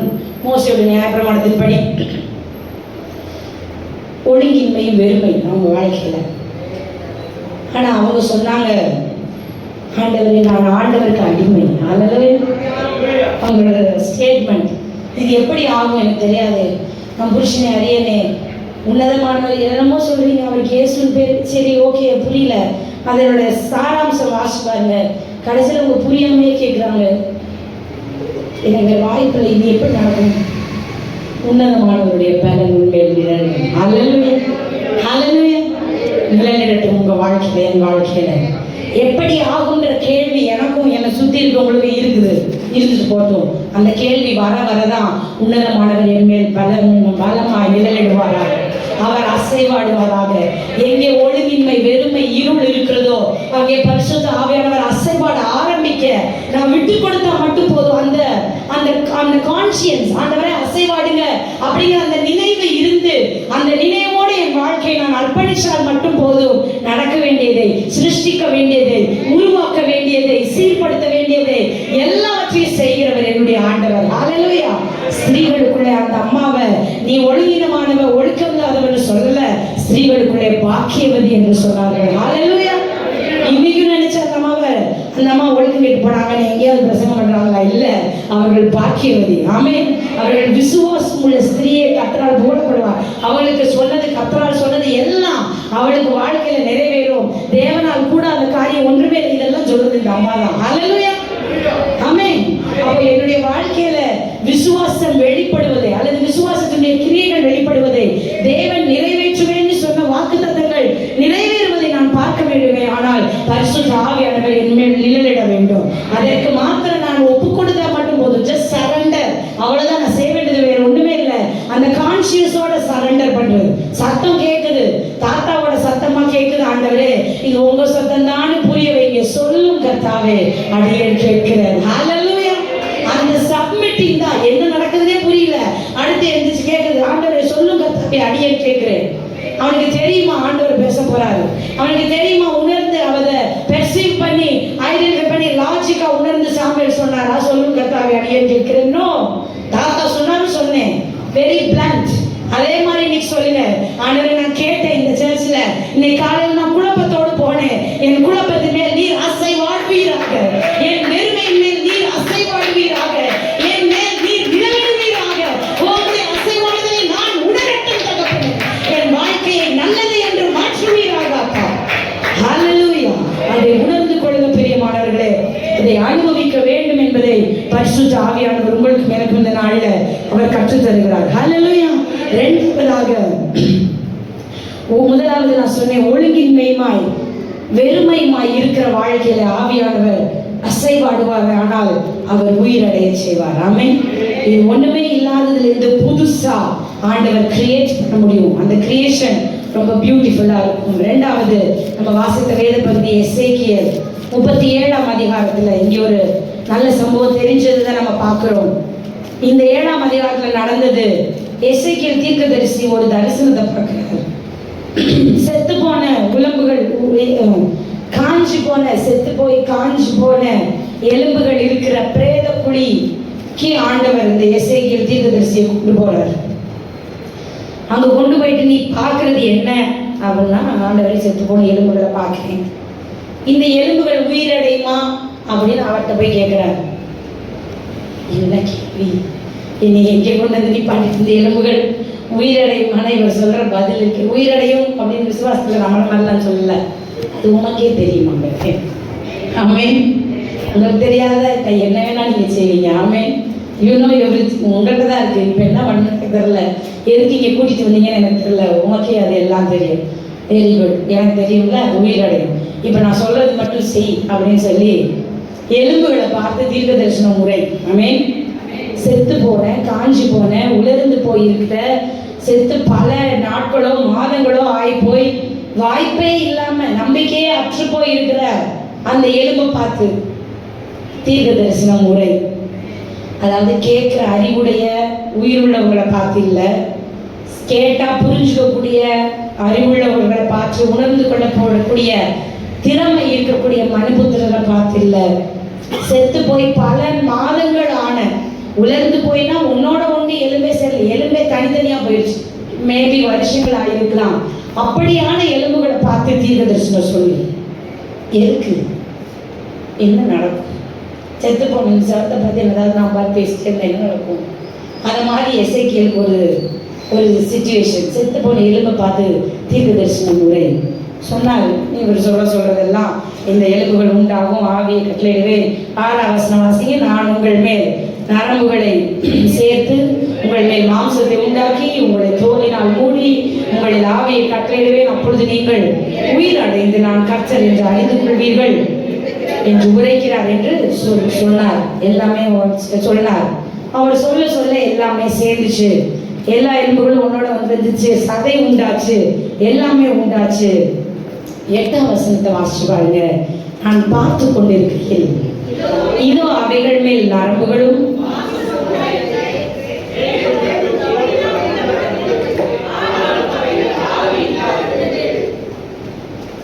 ஹல்லேலூயா. முதல்ல தீர்க்க தரிசனம் சொல்லுன்னு சொன்ன உடனே இந்த எலும்புகள்லாம் வந்து ஜாயின் ஆயிட்டு டைரக்டா தேவசேனையா எழுப்பி நிக்கல. எலும்பு வந்துச்சு, நரம்பு வந்துச்சு, மாம்சம் வந்துச்சு, மேற்புறம் எங்கும் தோலினால் மூடப்பட்டது. ஒரு உடம்பு உண்டாச்சு, ஒரு சரீரம் உண்டாச்சு. ஆனா அந்த சரீரம் செத்ததா இருந்தது. ஆமென். அந்த சரீரத்துல ஆவி இல்லாதிருந்தது. இப்போ அந்த சரீரத்தை பார்த்து தானே தீர்க்க தரிசனம் சொல்லணும். ஆமா, செத்து போன எலும்பை பார்த்து சொன்னாரு, தீர்க்க தரிசனம் சொன்னாரு. அது ஒன்னோட ஒன்று சேர்ந்துச்சு. இப்போ அந்த சரீரம் எல்லாம் சேர்ந்து இருக்குது. இது கால் இருக்குது, ஆனால் அது செயல்படலைன்னு சொன்ன மாதிரி அது இன்னும் ஆப்ரேட் ஆகலை. அந்த சரீரம் அதுக்குள்ள ஆவி இல்லை. ஆனால் ஆண்டவர் என்ன சொல்றார் 9ஆம் வசனத்தில், அப்பொழுது அவர் என்னை நோக்கி, நீ ஆவியை நோக்கி தீர்க்க தரிசனம் முறை. ஹல்லேலூயா, ஹல்லேலூயா. அநேக வேளைகள்ல ஆவியை தர வேண்டியது ஆண்டவர் தானே, ஆவியை அனுப்ப வேண்டியது அவர் தானே. பரிசுத்த ஆவியினால் என்ன வரங்கள்னால் நிரப்ப வேண்டியது பரிசுத்த ஆவியினால் தானே. நான் கேட்டு என்ன நடக்க போகுது? கனிகள்னால நிரப்ப வேண்டியது அவர் தானே. அவர் முதல்ல எனக்கு அன்பு கொடுக்கட்டும், பிறகு நான் அன்பாக காட்டும். அவர் எனக்கு நீடிய பொறுமையை தரட்டும், நீடிய பொறுமையை வாழ்க்கையில இதுக்கு வராம அவர் முதல்ல எனக்கு சுகமாக்குற வரத்தை தரட்டும், அப்புறம் நான் அநேகத்தை ஜெபிக்கிறேன். அவர் முதல்ல எனக்கு இதை தரட்டும், அவர் முதல்ல எனக்கு அபிஷேகம் தரட்டும், அவர் முதல்ல எனக்கு அந்நிய பாஷையின் அடையாளங்களை தரட்டும், அதுக்கப்புறம் அந்த வரங்கள்ல நான் செயல்படுகிறேன் அப்படின்னு. இது ஆவியானவருடைய செயல். இது ஆவிதான் வரல, மற்றபடி சரீரம் இருக்கு, ஸ்ட்ரக்சர் இருக்கு, ஃபார்ம் இருக்கு, ஷேப் இருக்கு, எல்லாமே இருக்கு. ஆவி ஏன் தெரியலையே? Logic very plain, correct. ஆவி என்கிட்ட இல்லை, ஆவி ஆண்டவர் தான் தரணும், உண்மைதான் அப்படின்னு செட்டில் ஆகி இந்த சரீரம் எழும்புனதோட எலும்போட சேர்ந்திருக்கு, நரம்போட சேர்ந்திருக்கு, தோல் மூடி இருக்கு. அந்த மூடப்பட்ட அந்த வெறும் சரீரமாக இன்னைக்கு நம்ம வாழ்ந்து கொண்டிருக்கிறனாலதான் நான் ஆல்ரெடி முதல்ல சொன்ன மாதிரி ஆவியானவர் பொழிந்தருளப்பட்டாலும் அதை ரெகக்னைஸ் பண்ண முடியாமல் நான் இருக்கிறேன். வேத வசனம் சொல்லுகிறது ரொம்ப தெளிவா. எசேக்கியேலுக்கு வித்தியாசமா ஆண்டவர் சொல்கிறார், நீ ஆவியை நோக்கி தீர்க்க தரிசனம் முறை. ஹல்லேலூயா. அப்பொழுது 4 திசைகள் இருக்கிற காற்றுகள் இருக்கிற வாசிங்க. அப்பொழுது அவரை நோக்கி பார்த்து 9ஆம் வசனம், நீ ஆவியை நோக்கி தீர்க்க தரிசனம் உரை. மனுபுத்திரனே, நீ தீர்க்க தரிசனம் உரைத்து ஆவியை நோக்கி. கர்த்தராகிய ஆண்டவர் உரைக்கிறது என்னவென்றால், ஆவியே நீ காற்று திசை 4லும் இருந்து வந்து கொலையுண்ட இவர்கள் மேல் உயிரடையும்படிக்கு இவர்கள் மேல் ஊது என்கிறார் என்று சொல் என்றார். ஹல்லேலூயா. அநேக வேளைகள்ல நாம செய்ய வேண்டியது, எனக்குள்ளாக பொழுதரப்பட்டிருக்கிற இந்த ஆவியானவரை, அந்த ஆவியானவருடைய செயல்பாடுகளை நான் நோக்கி தீர்க்க தரிசனமா அல்லது விசுவாச அறிக்கையை வாயை திறந்து நான் சொல்லணும். இந்த 4 திசைகள் மேல் இருந்து வந்து என் மேல ஊதப்படுங்க ஆவியானவரே. ஹல்லேலூயா. என் மேல ஊது அப்படின்னு அந்த ஆவியை பார்த்து நான் பேச வேண்டும். அப்படியானால் போன வாரத்துக்கு 2 வாரத்துக்கு முன்னாடி நான் சொன்னேன், அந்த பிரசங்கம், உன்மேல் கைகளை வைக்கும் பொழுது உனக்கு கொடுக்கப்பட்ட தேவ வரத்தை நீ நான் ஊதி ஊதி ஊதி ஊதி அனல் மூட்டி எழுப்பிவிட வேண்டும். ஹல்லேலூயா. ஆவியானவர் தந்துட்டார், மோதவே ஊதிட்டார். ஆனா அவனுக்குள்ள ஜீவன் உருவாகி அந்த ஆவி இந்த சரீரத்துக்குள்ள போய் உன் சரீரம் உயிரடைய வேண்டுமானால் அதை அனல் மூட்டி எழுப்ப விட வேண்டியது உங்க கையில, என் கையில இருக்கு. அன்னைக்கு எசேக்கியேல் ஆவியை நோக்கி தீர்க்க தரிசனம் உரைத்தார். தீமோத்தேயுல பவுல் விசுவாசிகளுக்கு சொல்கிறார், உங்களுக்கு உண்டான தேவ வரத்தை அனல் மூட்டி எழுப்பி விடுங்கள். ஆமென். ஆவியை அவித்து போடாதிருங்கள். ஹல்லேலூயா. புரியுதா உங்களுக்கு கனெக்ஷன்? ஆவியானவர் இருக்கிறாரு. இன்னைக்கு ஆவியானவர் தரட்டும், ஆவியானவர் செயல்படட்டும், ஆவியானவர் வித்தியாசமா பயங்கரமா என்னதாவது ஒண்ணு காட்டட்டும், அதுக்கப்புறம் நான் செயல்படுறேன் வெயிட் பண்றதுனால ஆவி அணைஞ்சு போயிருது. அனல் மூட்டி எழுப்பி விடுங்கள். அதை நோக்கி தீர்க்க தரிசனம் உரை என்று எசேக்கியேலுக்கு ஆண்டவர் சொல்லும் பொழுது இந்த வெறுமையாய் இருக்கிற சரீரம் அது உயிர் அடைந்தது. ஹல்லேலூயா. உயிரடைந்தது மாத்திரம் அல்ல, எனக்கு கற்பிக்கப்பட்டபடி நான் தீர்க்க தரிசனம் உரைத்தேன். அப்பொழுது ஆவி அவர்களுக்குள் பிரவேசிக்க அவர்கள் உயிரடைந்து காலூன்றி மகா பெரிய சேனையாய் நின்றார்கள். ஹல்லேலூயா. ஆனா அவங்க நிலைமை எப்படி இருந்துச்சு? 11ஆம் வசனத்துல வாசிக்கிறோம். அப்பொழுது என்னை நோக்கி மனுபுத்திரனே, இந்த எலும்புகள் இஸ்ரவேல் வம்சத்தார் அனைவருமே, இதோ அவர்கள் எங்கள் எலும்புகள் உலர்ந்து போயிற்று, எங்கள் நம்பிக்கை அற்று போயிற்று, நாங்கள் அறுப்புண்டு போகிறோம் என்கிறார்கள்.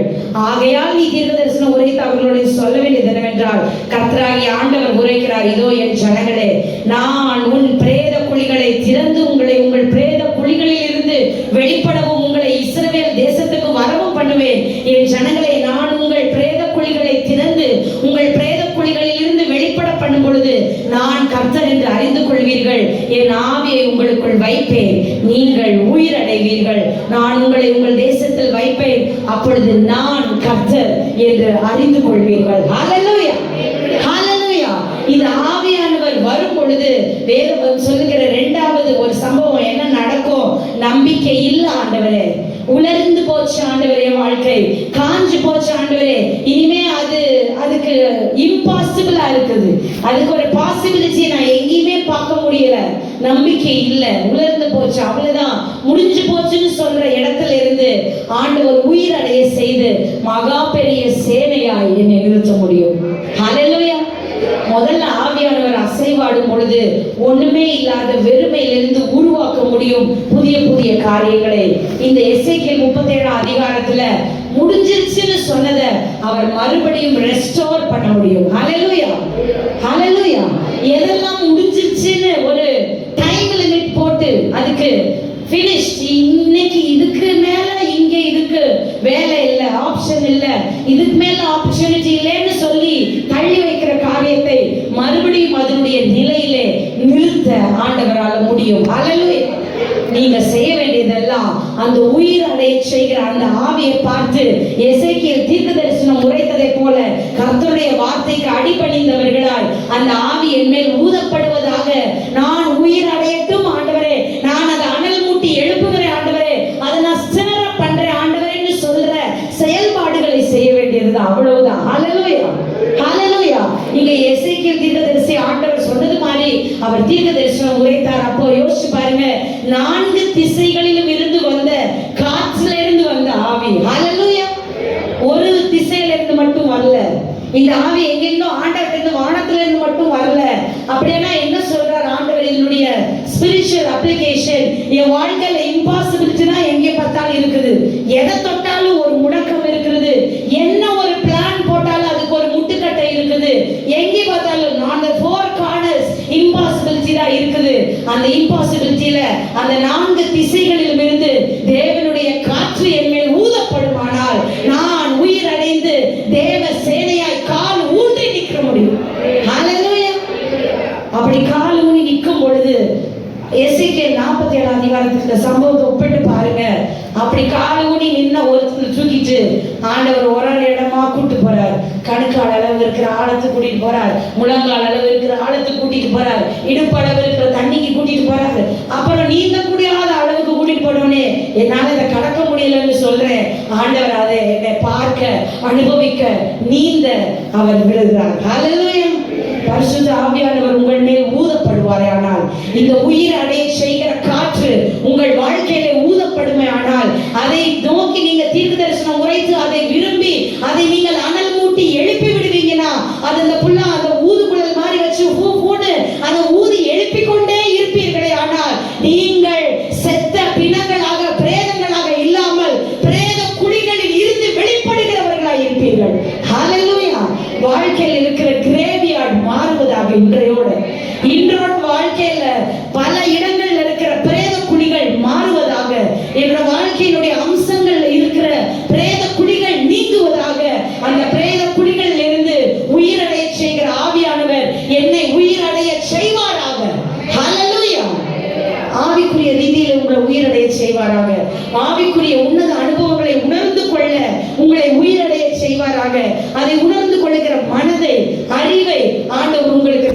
செய்வதற்காக ஆதாமை உருவாக்கும் பொழுது ஆதியாகமம் 2ஆம் அதிகாரத்துல ஆதாமை உருவாக்கும் பொழுது இதைத்தான் ஆண்டவர் செஞ்சார்.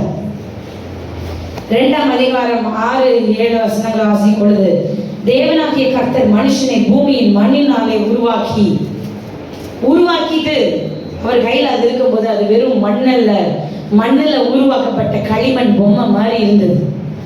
ஆனா இன்னைக்கு ஆவியானவரை ஆண்டவர் தந்தரன பிறகும் மண்ணினாலே உருவாக்கப்பட்ட பொம்மைகளாய் வாழ்ந்து கொண்டிருக்கிறோம். நீங்களும் நானும் ஆண்டவர்கிட்ட சொல்லுங்க, அந்த ஜீவ சுவாசத்தை என் மேல ஊதுங்க.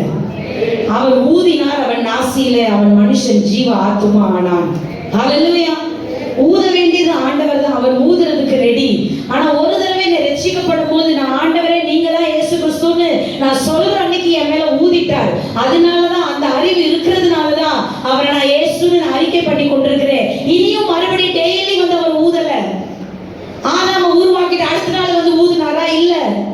அங்க செத்து போன எலும்புகளை பார்த்துட்டு ஆவி வந்துடும் தம்பி, உன் மேல முடிஞ்சு, நீ போ, இனி நான் ஆவி வர வேண்டியது ஏன் பொறுப்பு தான், நான் பாத்துக்கிறேன், நீ போன எசேக்கியேல் அனுப்பி விட்டாரா? இல்ல. எசேக்கியேல் செயல்பட வேண்டிய நேரம், எசேக்கியால முடியாததை செய்ய வேண்டிய ஒரு நேரம். அவனால என்ன முடியாது? ஆவியை பார்த்து அவனால தீர்க்கதரிசனம் சொல்ல முடியாது. ஏன்னா ஆவி அவன் கட்டுப்பாட்டுக்குள்ள இல்ல. ஆனால் ஆண்டவர் அவனை செய்ய சொன்னது, உனக்கு உண்டான தேவ வரத்தை அனல் மூட்டி எழுப்பி விடு. ஹல்லேலூயா. எனக்கு இல்லை இது எனக்கு தெரியாது, எனக்கு நான் போய் எப்படி ஆவியில தீர்க்கதரிசனம் சொல்ல முடியும்? ஆவியை பார்த்து தீர்க்கதரிசனம் சொல்றவங்களே, உங்க லாஜிக் எங்க இருக்கு? நான் பார்த்து சொன்னா என்னமா அது நடக்குமான்னு சொல்றதுனாலதான் மண்ணினால் உருவாக்கப்பட்ட பிணமாக கிடக்கிறோம். ஆண்டவர் ஊதிட்டார் ஆல்ரெடி. அவர் ஊதுகிற அந்த ஊதல், அந்த ஆவி என்னுடைய நாசியில நுழைஞ்சு என்னுடைய கண்கள்ல காதுகள்ல கையில கால்ல செயல்பட்டால்தான் நான் ஜீவ ஆத்மாவாய் மாற முடியும். ஹல்லேலூயா. நீங்க தான் அதை அனல் மூட்டி எழுப்பணும். அதனாலதான் பவுல் ரொம்ப தெளிவா சொல்கிறார், ஆவியை அவித்துறாதீங்க, தண்ணியை ஊத்தி அணைச்சிடாதீங்க, இல்ல ஜஸ்ட் ஊதாம விட்டுறாதீங்க. தீ பொத்தி விட்டுட்டு எனக்கு என்னன்னு போயிட்டா அணைஞ்சிரும். அந்த ஆவியை அவித்து போடாதீர்கள். ஒவ்வொரு நாளும் மாலையும் காலையும் அந்த தீ எரிந்து கொண்டே இருக்க வேண்டும். ஹல்லேலூயா. தேவனுடைய பிரசன்னத்தில் அந்த தீ அது அணையாமல் அது எரிந்து கொண்டே இருக்க வேண்டும். அதுல அந்நிய அக்கினியை போற்றக்கூடாது. வேற என்னத்தையாவது வந்து போட்டு அந்த தீயை எரிய வைக்கணும், அவ்வளவுதானே அப்படின்னு செஞ்சிடக்கூடாது. அந்த தீயை எரிய வைக்க வேண்டியது உங்களுடைய என்னுடைய பொறுப்பு. என்னால முடியலைன்னாலும் எனக்கு இருக்கிற ஆவியின் வரத்தை நான் அனல் மூட்டி எடுப்புறேன். ஆண்டவரே, எனக்கு ஜெபம் பண்ணவே வரமாட்டுது. என் பிரச்சனையை பார்த்தா என்ன ஜெபம் பண்ணணும்னு எனக்கு தெரியல. ஆனாலும் கண்ணை மூடிட்டு பிளண்டா நான் அந்நிய பாஷையில பேசுறேன். ஆண்டவரேன்னு பேசி பாருங்க. உனக்கு உண்டான ஆவியின் வரத்தை அனல் மூட்டி எழுப்பி விடும் பொழுது 4 திசைகளிலும் இருந்து வந்து ஆவியானவர் உண்மையில ஊதப்படும் பொழுது பிரேதங்கள் குழிகளில் இருந்து, செத்த பிரேதங்கள் இருந்து, கல்லறைகள் இருந்து மூடப்பட்ட உங்களுடைய வாழ்க்கை அது உயிர் அடைந்து மகா பெரிய சேனையாய் அது நிற்பதாக. ஹல்லேலூயா. ரெஸ்டோர் பண்ணுவதற்கு ஆண்டவர் வல்லவர். எதையும் சீரமைக்க ஆண்டவர் வல்லவர். எதையும் மறுபடியும் அதனுடைய நிலையிலே நிறுத்த ஆண்டவர் வல்லவர். ஆனால் அதற்கு செயல்பட வேண்டியது உங்களுடைய கொஞ்சம் விசுவாசம். நீங்க இந்த ஆவி அனல் மூட்டி எழுப்ப வேண்டியது உங்க கையில, என் கையில இருக்கிறது. அது எனக்கு தந்துட்டீங்க ஆண்டவரே. ஆவியானவர் என் மேல இருக்கிறாருங்கிற விசுவாசத்தோடு கூட ஒவ்வொரு நாளும் வேதத்தை படிக்கும் பொழுது இதை ஆவியின் பட்டயமாய் உபயோகிக்க வேண்டியது என் கையில இருக்கிறது. இதை விசுவாச பட்டயமாய் இதை வாசிச்சு அதை மெடிடேட் பண்ணி அதவே ஜெபம் பண்ணி அதவே மனப்பாடம் பண்ணி அப்படி செய்ய வேண்டிய செயல்பாடு என் கையில தான் இருக்கிறது. ஹல்லேலூயா. அதை நான் செய்யும் பொழுது ஆவியானவர் உலர்ந்து போயிருக்கிற என் வாழ்வை உயிரடைய செய்வாராக. மண்ணினால உருவாக்கப்பட்ட என் வாழ்க்கை ஜீவ ஆத்மா ஆவதாக. ஹல்லேலூயா. அப்படி உருவாக்கிட்டு ஆதாமையும் பார்த்து நல்லது என்று தேவன் கண்டார். ஆமென். ஹல்லேலூயா. தேவன் உருவாக்குகிறது எல்லாமே நல்லதா தான் இருக்கு. அவர் சீர்குலைவா எதையும் உருவாக்கல.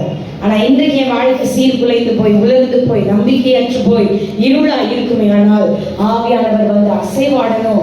ஆவியானவர் என் மேல ஊதப்படுவதற்கு நான் ஆவியானவரை அனல் மூட்டி எழுப்பிவிட்டு ஆவியானவரை நோக்கி நான் தீர்க்க தரிசனம் உரைத்து விசுவாச வார்த்தைகளை பேசி ஆவியே என் மேல வந்து ஊது. 4 காட்சிகள் இருக்கிற திசைகள் இருக்க ஆவியானவரே என் மேல வாங்கன்னு சொல்லி நான் விட்டு கொடுக்கும் பொழுது என் வாழ்க்கையிலே உயிர் அடைய செய்வதற்கு ஆண்டவர் வல்லமை உள்ளவராய் இருக்கிறார். ஹல்லேலூயா. கடைசியாக நம்ம முடிப்ப டைம் ஆயிடுச்சு. மூன்றாவதாக அப்போஸ்தலர் 2ஆம் அதிகாரத்தை நம்ம ஏற்கனவே பார்த்த அந்த வசனத்தை எடுத்துக்கொள்ள. அப்போஸ்தலர் 2ஆம் அதிகாரம் 1 - 4 வசனங்களை நம்ம வாசிக்கும் பொழுது அங்க வாசிக்கிறோம். பலத்த காற்று அடிக்கிற முழக்கம் போல சடிதியாய் ஒரு முழக்கம் உண்டாகி அவர்கள் உட்கார்ந்திருந்த வீடு முழுவதும் நிரப்பெற்று அல்லாமலும் அக்கினிமயமான நாவுகள் போல் வாசிங்க பிரிந்திருக்கும். நாவுகள் அவர்கள் காணப்பட்டு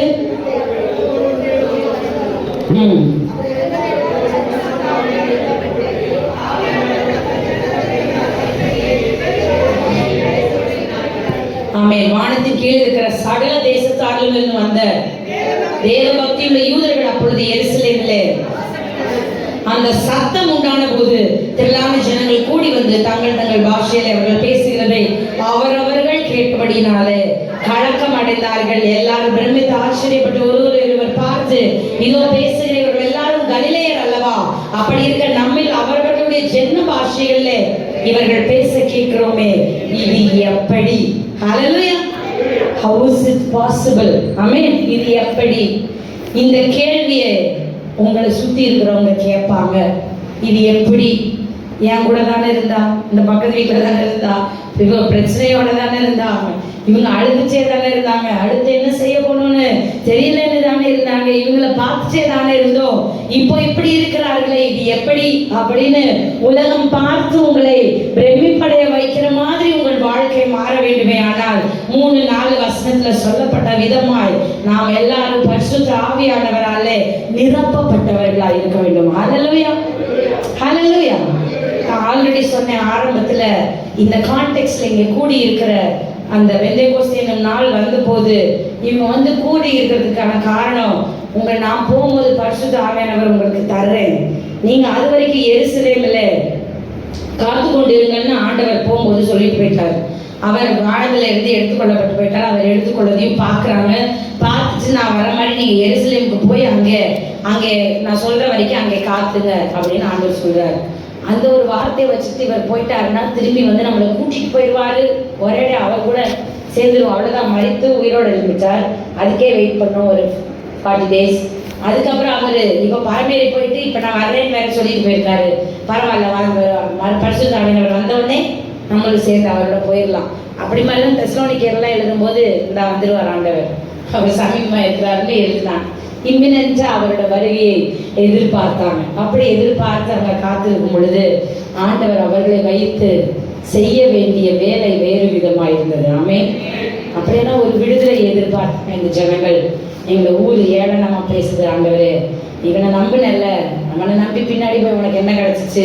அட்லீஸ்ட் மீன் பிடிக்கிறது தெரிஞ்சதை உருப்படியா பார்த்துட்டு இருந்தாலாவது பொழப்புக்கு உண்டாகும். மீன் பிடிச்சிருக்கலாம், குடும்பத்தை காப்பாத்திருக்கலாம், என்னதாவது கொஞ்சம் கையில சம்பாதிக்கிறதுக்கு காசு பணம் இருந்திருக்கும். அதெல்லாம் விட்டுட்டு வரி கட்டுறது, கவர்மெண்ட் வேலை பார்த்துட்டு இருந்த மத்தையோ அதை விட்டுட்டு நீ போய் அவரை பார்க்கறேன்னு அவர் பின்னாடி போய் என்ன நடந்துச்சு, என்ன கிடைச்சிச்சு, அவரை இப்போ அடக்கம் பண்ணிட்டாங்க, முடிஞ்சு, நீங்க இன்னும் பிதற்றி கொண்டிருக்கிறீங்க, அவர் உயிரோடு எழுதுட்டாருங்க, அதெல்லாம் வேஸ்ட். அவங்களோட சீஷர்கள் போய் களவா சொல்லி பொய்ய பரப்பிட்டு இருக்கிறாங்கன்னு சொல்லி இவங்களை வெளியில பார்த்தாலே இவங்களை அடிச்சு கொள்ளுங்க இந்த பொய் பித்தலாட்டக்காரர்களைன்னு சொல்ற அளவு அவர்களை ஏளனமாய் பார்த்த அந்த உலகத்திலிருந்து பயந்தவர்களாய் ஒரு வீட்டுல மூடிட்டு கதவை பூட்டிட்டு அவங்க உட்கார்ந்து ஆண்டவரை நோக்கி பார்த்த அந்த கூட்டத்தை இம்மீடியட்டா அதே நாள்ல, அதே நேரத்துல, அதே நொடியில, அதே நிமிஷத்துல பரிசுத்த ஆவியானவர் நிரப்பின அந்த அடுத்த செகண்ட் அப்படின்னு சொல்லலாம். அப்படி நிரப்பின பொழுது ஒரு வேலைக்காரி கேட்டதுக்கே 3 வாட்டி சபிக்கவும் சத்தியம் பண்ணவும் தொடங்கின பேதுரு பரிசுத்த ஆவியானவரால் நிரப்பப்பட்டு எந்திரிச்சு நின்று பேசுறாரு பாருங்க. ஒரு பிரசங்கம் ஒரு தடவை வாசிச்சா புரியாது, அவ்வளோ ஆழமான சத்தியத்தை அந்த பேதுரு பேசுறாரு. எப்படி? அவர் தியாலஜின்னு இல்லை, அவர் படிக்கல, அவர் ஒரு வேலைக்காரி போய் கேட்டதுக்கு ஐயோப்பா எனக்கு தெரியாது, அவர் சங்காத்தமே எனக்கு தெரியாது, அவர் கூட சம்பந்தமே எனக்கு இல்லைன்னு ஓடி போய் ஒளிந்து கொள்ளுகிற பேதுரு இன்னைக்கு தியாலஜிக்கலி புரிந்து கொள்ள முடியாது. வாசிச்சு 13ஆம் வசனத்திலிருந்து 14ஆம் வசனத்திலிருந்து 46ஆவது வசனம் வரைக்கும் ஒரு தடவை வாசிச்சா மனப்பாடமா இதைத்தான் பேதுரு சொன்னாருன்னு ஒரு 3 பாயிண்ட் அதுல இருந்து சொல்ல முடியும் நம்மளால. சொல்ல ட்ரை பண்ணுங்க, நீங்க வாசிச்சுட்டு ஒரு தடவை வாசிச்சுட்டு மூடி வச்சிருங்க. என்ன புரியுதோ உங்க நோட்டில் எழுதி பாருங்க. அவர் சொன்ன எல்லாத்துலயும் நம்மளால புரிஞ்சுட்டு எழுத முடியுதான்னு ட்ரை பண்ணி பாருங்களேன். என்ன சொல்ல விரும்புகிறேன், ஒரு வாழ்க்கையில டோட்டல் சேஞ்சை இந்த பரிசுத்த ஆவியானவர் தர முடியும். ஹல்லேலூயா. பரிசுத்த ஆவியானவரால் நிரப்பப்படும் பொழுது பழைய வாழ்க்கை 50%, புதிய மாறின வாழ்க்கை 50% இருக்காது. அப்படி பேதுருக்கு இல்ல. முன்ன பார்த்த பேதுரு இல்லவே இல்லை. அப்போஸ்தலர்ல முன்னாடி சும்மா சண்டை போட்டுட்டு இருந்த பேதுரு, எதுக்கெடுத்தாலும் ஒரு அவசரத்துல பேசுற ஒரு பேதுரு, ஏதாவது ஒரு கேள்வியை குதர்க்கமா ஆண்டவர்கிட்ட கேட்டு இதென்ன அதென்ன இதுக்குதான் வந்தமா, அப்ப எல்லாத்தையும் விட்டு வந்தோம், எங்களுக்கு என்ன கிடைக்கும் இப்படின்னு ஒரு யூஸ்லெஸ் ஸ்டார்ட் பண்ற பேதுரு அப்படி நடந்து போனா அவன் நிழல் பட்டு சொஸ்தமாகிறார்கள். ஹல்லேலூயா.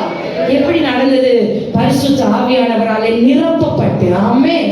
அது நிரப்பப்பட்டு நிரப்பப்பட்டு நிரப்பப்பட்டு அந்த நிறைவுல அவன் நடமாட ஆரம்பிக்கும் பொழுது, இது இப்போ இவனுக்கு மாத்திரம் அவன் உயிர் அடையல, இவன் மாத்திரம் ஜீவாத்மா ஆகல, இவன் மாத்திரம் சிருஷ்டிக்கப்படல, அவன் அநேகரை உயிரடைய செய்து கொண்டே இருந்தான் வாழ்க்கையில. அப்படித்தான் ஆண்டவர் உங்களையும் என்னையும் இருக்க அவர் உருவாக்கி இருக்கிறார். ஹல்லேலூயா. இதை இன்னும் அழகா புரிஞ்சு கொள்ள கிதியோன் ஸ்டோரி தெரியுமா? நியாயாதிபதிகள் 6 அதிகாரம். கிதியோனோட ஸ்டோரி பார்க்கும்போது சரி எடுத்து வாசிங்க, அதுக்கப்புறம் ஞாபகம் இருந்தா இங்க இருக்குன்னு. அவர் மீதியானியர் வர்றாங்கன்னு சொல்லிட்டு நல்லா வாசிச்சு பார்த்தோன்னா அவர் போய் ஒளிஞ்சிட்டு இருக்காரு. அப்படி இருக்கா? மீதியானியர் வந்து அறுவடை வரும் பொழுதெல்லாம் இந்த மீதியானியர் வந்து என்ன பண்ணிடுறாங்க, சூறையாடிட்டு போயிடுறாங்க அப்படின்னு சொல்லி கிதியோன் போய் ஒளிஞ்சிட்டு இருப்பாரு. ஆமாவா இல்லையா? அதெல்லாம் எங்களுக்கு தெரியாது. உனக்கு இருக்கிற இந்த வளத்தோட போன்னு சொல்லிட்டு மட்டும் எங்களுக்கு தெரியும். அப்படி மாதிரி என்னைய பாக்குறீங்க. எங்கேயுமே ஒழிச்சுட்டு இருந்தாரு. நல்லா வாசிச்சு பார்த்தோம்னா வீட் ஹார்வெஸ்ட் அப்போ ஒயின் பிரஸ்ல போய் ஒழிச்சிட்டு இருந்தாருன்னு வேதம் சொல்லுது.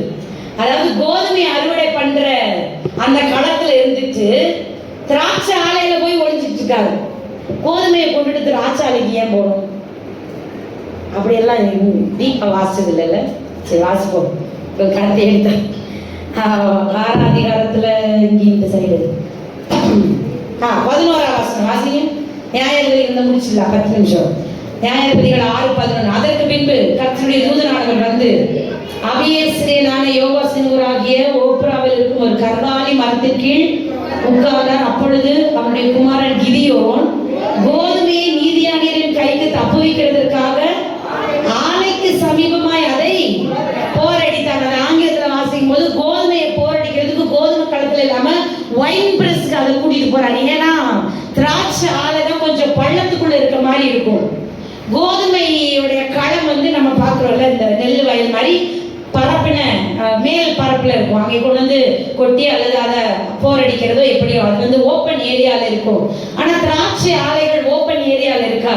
அதனுடைய திராட்சை ஆலைக்கு ஒரு ஓப்பனிங் வச்சு ஒரு கேட் வச்சு அதை மூடி இந்த திராட்சை பழங்களை போட்டு கொட்டுற இடம் கொஞ்சம் பள்ளமாயி ஒரு பெரிய பள்ளமாயி நிறைய பேர் ஏறி நின்று மிதிக்கிற மாதிரி அதுல இருந்து அந்த திராட்சை ரசம் புரண்டு வர்ற மாதிரி தான் திராட்சை ஆலைகள் அந்த காலத்துல செஞ்சிருப்பாங்க.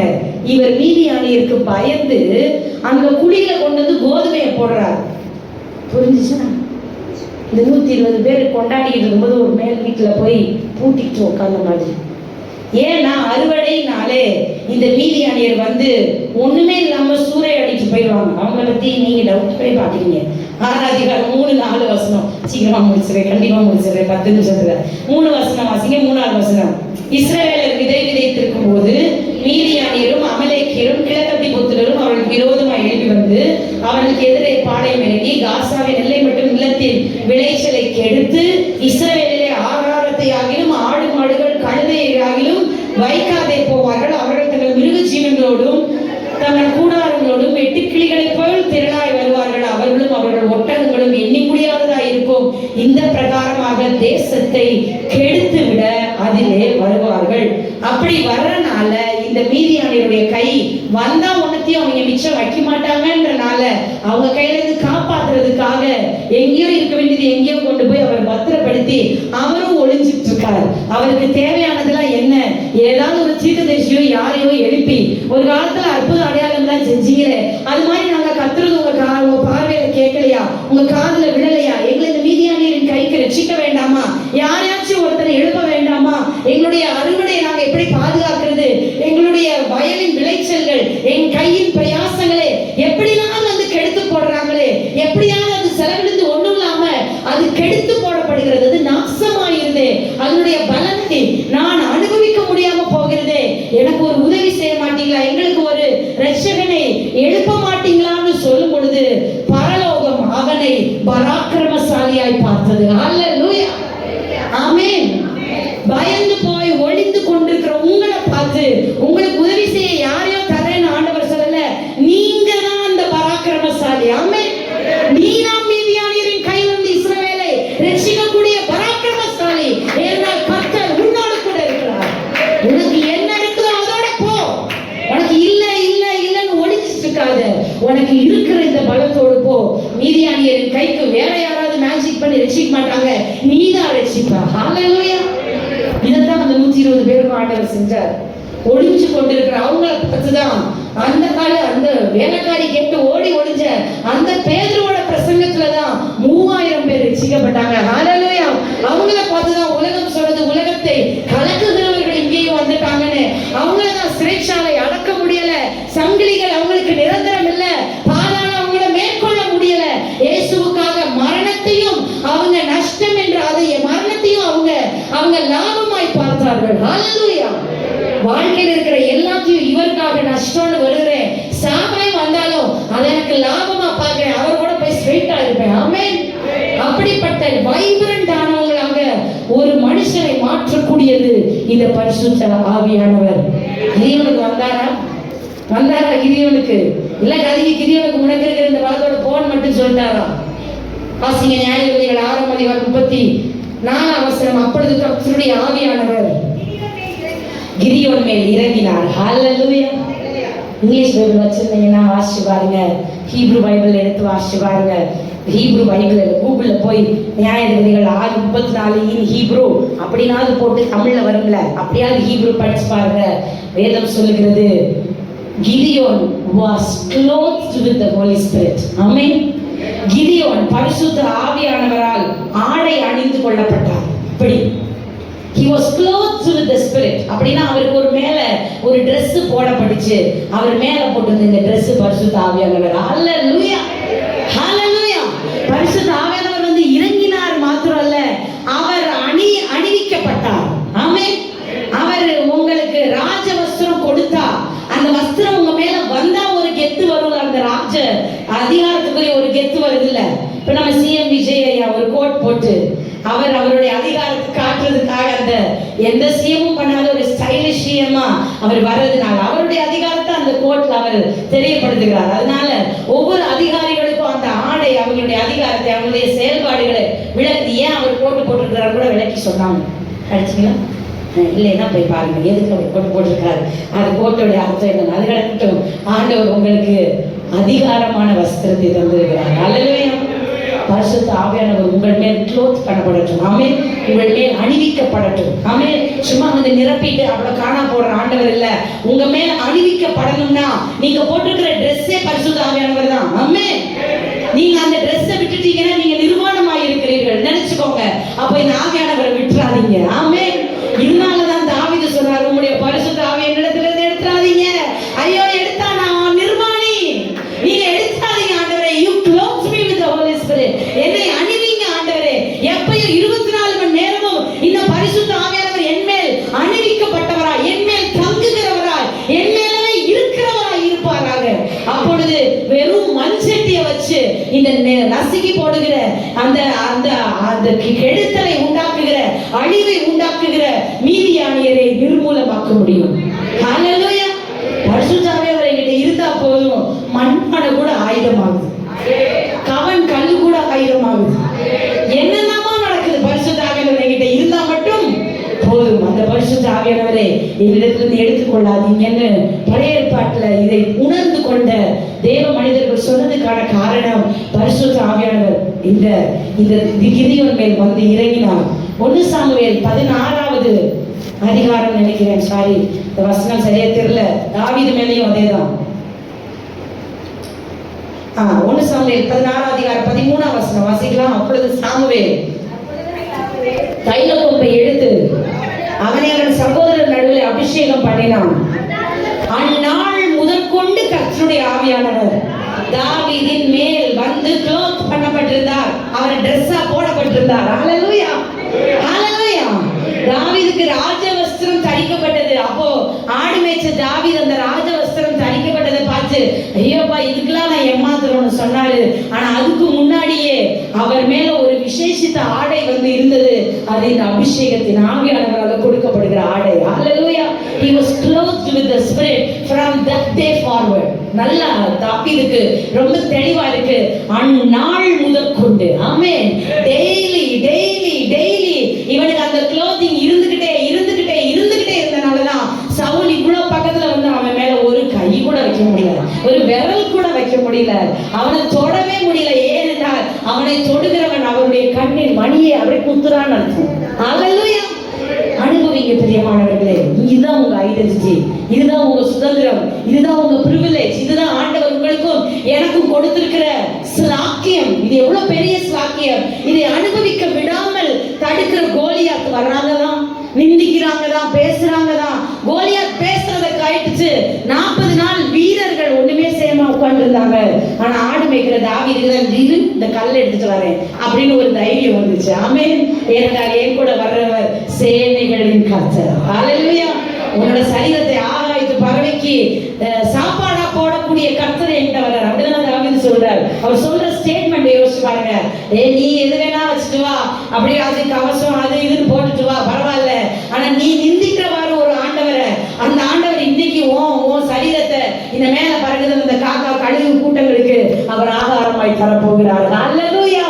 அந்த விசுவாச அறிக்கையை கோலியாத்தை பார்த்து கோலியாத்துக்கு முன்னாடி நின்று நீங்க பேசுகிற தைரியத்தை கர்த்தர் உங்களுக்கு தருவாராக. ஹalleluya. praise the hallelujah. ஒரு ஆங்கில பாடல் இருக்கிறது. அந்த பாடல் வந்து ஒரு ஜோனத்தன் ஒரு குட்டி பையன் ஐசியூல இருக்கும் பொழுது, அந்த ஐசியூல இருந்து அடுத்த நாள் காலையில் அவன் பிழைக்க மாட்டான், அவன் செத்துருவான்னு டாக்டர்ஸ் ரிப்போர்ட் கொடுத்த பிறகு சபையா சேர்ந்து அந்த வரை இந்த கோலியாத் மாதிரி இருக்கிற இந்த ஜெயண்ட் லைக் பயத்தை பார்த்து நான் பாடுறேன். ஐ ரைஸ் அ ஹalleluya, நான் ஹalleluya கோஷத்தை எழுப்புகிறேன் அப்படின்னு பாட்டு பாட ஆரம்பிச்சாங்க. ஐயோ அப்பா தாங்க உயிர் வச்சிருங்க, ஆண்டவரே உயிர் கொடுத்துருங்க கெஞ்சல.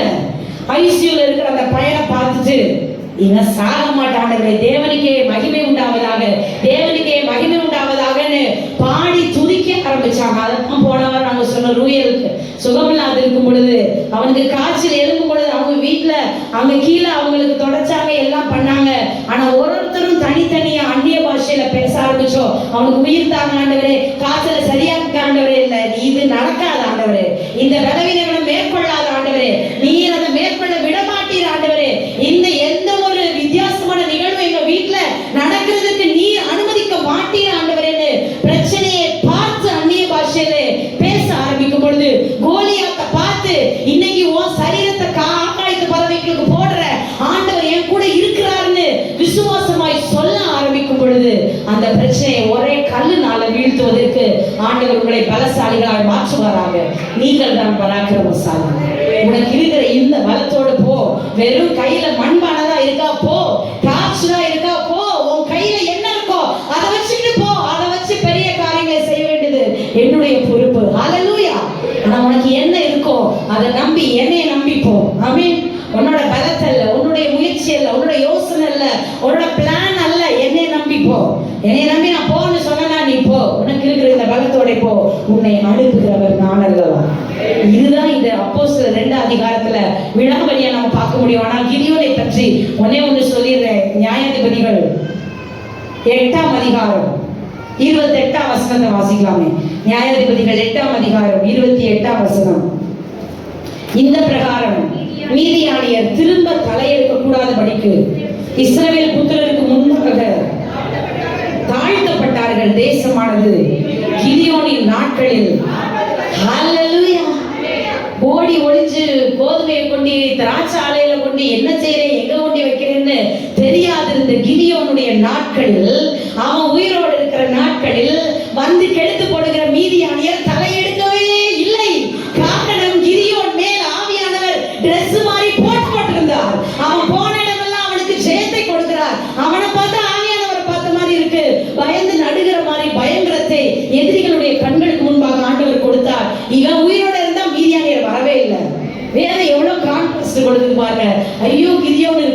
வேணாம். அவன் கத்தியை வச்சு சண்டை போட்டான் அந்த கிதியோன். டார்ச்சையும் மண்பானையை வச்சு சண்டை போட்ட அந்த கிதியோன் எதை வச்சு சண்டை போட்டானே தெரியாம இவங்களுக்கு அவனை பார்த்து பயமா இருந்து 40 வருஷம் அந்த பையனுக்கு தலையே எடுக்கலைனா அதை மாதிரி அதை காட்டிலும் பெரிய அற்புதத்தை உங்களுடைய என்னுடைய வாழ்க்கையில ஆண்டவர் செய்வதற்கு அவர் வல்லவராக இருக்கிறார். ஹல்லேலூயா. ஏதோ பெரிய இறைச்சல் கேட்கறதுன்னு நினைச்சிட்டு அவங்களே வெட்டிட்டு அவங்களே ஓடிட்டாங்க. வெளியே வந்து எவனாவது பார்த்துருந்தா தெரியிட்டே வெறும் மனுஷன் திகண்டா வச்சிருக்கான்னு சொல்லியிருக்கலாம். அந்த லாஜிக்லாம் இல்லாத மாதிரி ஆண்டவர் அவங்களை பைத்தியமாக்கி குழப்பி விட்டுருவார். அல்லேலூயா. உங்களுக்கு எதிராக உருவாக்கப்படுகிற எந்த ஆயுதமும் அது உங்க சுதந்திரம், தட் இஸ் யுவர் பிரிவிலேஜ், அது உங்க பாக்கியம், அது உங்க சொத்து.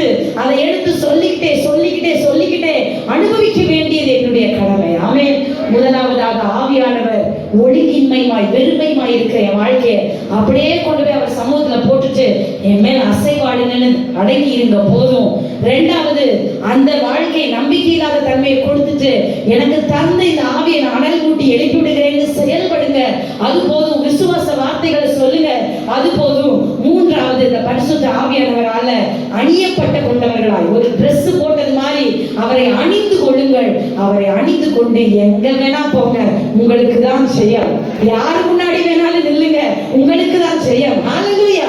அதை கிதியோனை கொண்டு கர்த்தர் செய்தார், தாவீதை கொண்டு கர்த்தர் செய்தார், பேதுருவை கொண்டு கர்த்தர் செய்தார். 120 பேரை அந்த இடத்துல இருந்து உலகம் பூரா சிதறி போக பண்ணதுனாலதான் இன்னைக்கு நீங்களும் நானும் உட்கார்ந்து கொண்டிருக்கிறோம். ஹல்லேலூயா.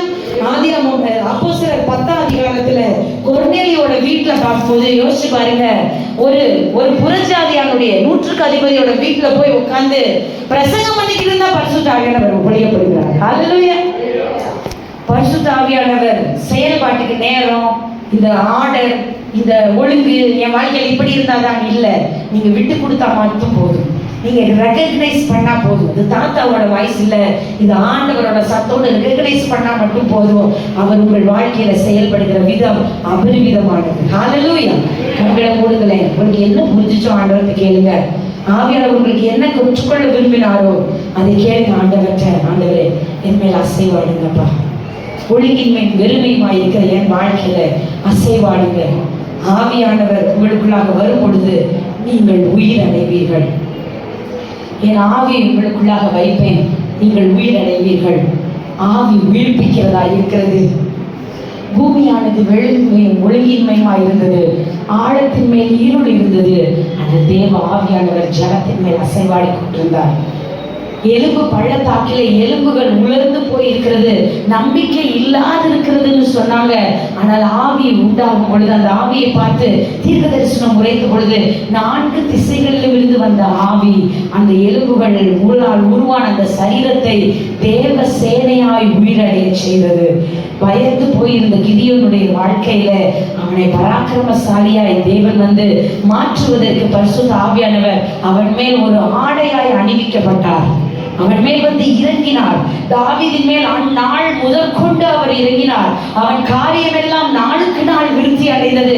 அவன் போகிற இடத்திலெல்லாம் ஜெயம் இருந்தது. அப்படியானால் ஆண்டவரே, என் வாழ்க்கையில இனிமே நான் ஜெயம் இல்லாததை அனுபவிக்க கூடாது, இழப்புகளையே அனுபவிக்க கூடாது, கண்ணீரையே அனுபவிக்க கூடாது, ஆவியானவர் இருந்தும் ஃபெயில் ஆகிற மாதிரி என் வாழ்க்கையில் நான் இருக்கக்கூடாது. ஆண்டவரே, அவருடைய செயல்பாடுகளை உணர்ந்து கொள்ளணும். ஆண்டவரே, என் வாழ்க்கையில் உடைய அசைவாடுதலை நான் பார்க்கணும். ஆண்டவரே, என் வாழ்க்கையில் உடைய அசைவாடுதலை நான் உணரணும். ஓ, நீர் ஜீவ ஆத்மாவா என்னை எழுப்புகிறதே, என்னை உயிரிழை செய்கிறதே, என்னை காலூன்றி நிற்க செய்கிறதே நான் கண்டு உணரணும். ஆண்டவரே, நான் உம்முடைய பரிசுத்த ஆவியானவரால அணிவிக்கப்படணும். ஆண்டவரே, ஒவ்வொரு நாளும் உமக்காக காரியங்களை செய்வதற்கு, என்னுடைய காரியங்களிலிருந்து விடுபடுவதற்கு, என்னை அழிக்கிற மீதியானியரை நொறுக்குவதற்கு பராக்கிரமசாலியா என்னை மாற்றுவீராக தகப்பனே. எனக்கு எதிராக நிற்புகிற கோலியாத்துகளை முறியடிக்கிறதற்கு என்னை மாற்றுவீராக தகப்பனே. விசுவாசத்தை தருவீராக. கேளுங்களே, விசுவாசத்தை தருவீராக. எனக்குள்ளாக இருக்கிற ஆவியின் வரத்தை நான் அனல் மூட்டி எழுப்பி விடட்டும். ஆவியானவரே, நன்றியோடு கூட துதிக்கிறோம் அப்பா, நாங்கள் ஸ்தோத்தரிக்கிறோம் தகப்பனே. நன்றியோடு கூட துதிக்கிறோம் அப்பா, நாங்கள் ஸ்தோத்தரிக்கிறோம் தகப்பனே. எழுப்பிடுங்களே, நல்ல ஜெபிங்களே. ஆண்டவர்கிட்ட உங்களை நாங்கள் ஜெபித்து முடிக்க போகிறோம். ஆண்டவர்கிட்ட கேளுங்க. ஆண்டவரே, என்னை உயிரடைய செய்யுங்க, என் மேல் அசைவாடுங்க. என் வாழ்க்கை சீர்குலைவா இருக்கிறது, என் வாழ்க்கையை நீர் பார்த்து அதை நல்லது என்று பாருங்க தகப்பனே, நல்லது என்று பாருங்க தகப்பனே. நன்றியோடு கூட துதிக்கிறோம்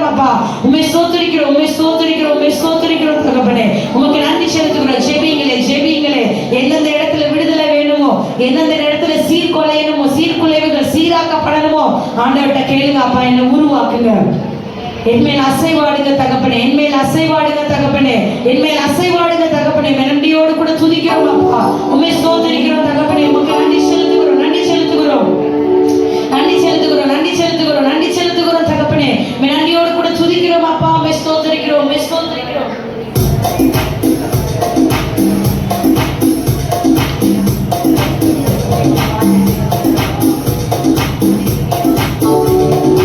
உயிரடைய வைத்திடுவே, உயிரடைய வைத்திடுவே.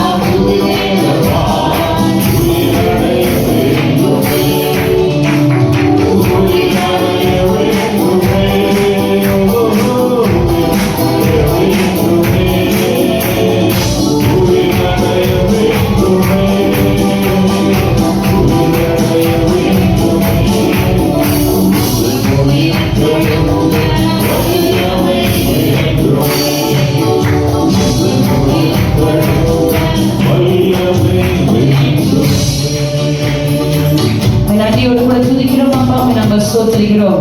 எங்களை அழிக்கிற மீதியானியர்களுடைய கட்டுகள், எங்களை நிர்மூலமாக்குகிற, எங்களை தடை பண்ணுகிற பார்வோனுடைய கட்டுகள், எங்களுக்கு எதிராக இருக்கிற எரிகோகள், எங்களை எதிராக இருக்கிற செங்கடல்கள், எங்களுக்கு எதிராக எழும்புகிற எல்லாம் ஆண்டுகள், எங்கள் வாழ்க்கையில காணப்படுகிற வெறுமைகள், ஒழுங்கின்மை, எல்லாம் இருள், எல்லாம் ஆண்டவரே நீர் அசைவாடுகிறதுனால, நீர் ஊதப்படுகிறதுனால, நீர் உண்மை எங்களுக்கு கொடுக்கப்பட்ட பரிசுத்த ஆவியானவரை நாங்கள் அனல் மூட்டி எழுப்பி விடுகிறதுனால, உண்மை நாங்கள் அணிந்து கொண்டிருக்கிறதுனால மாறுவதாக இயேசுவின் நாமத்தினாலே இதை நாங்கள் கேட்கிறவர்களாய் மாத்திரமல்ல, இந்த வசனத்தின்படி செய்கிறவர்களாய், வசனத்தை பட்டயமாய் உபயோகிக்க பழகுகிறவர்களாய் எங்கள் ஒவ்வொருவரை மாற்றுவீராக.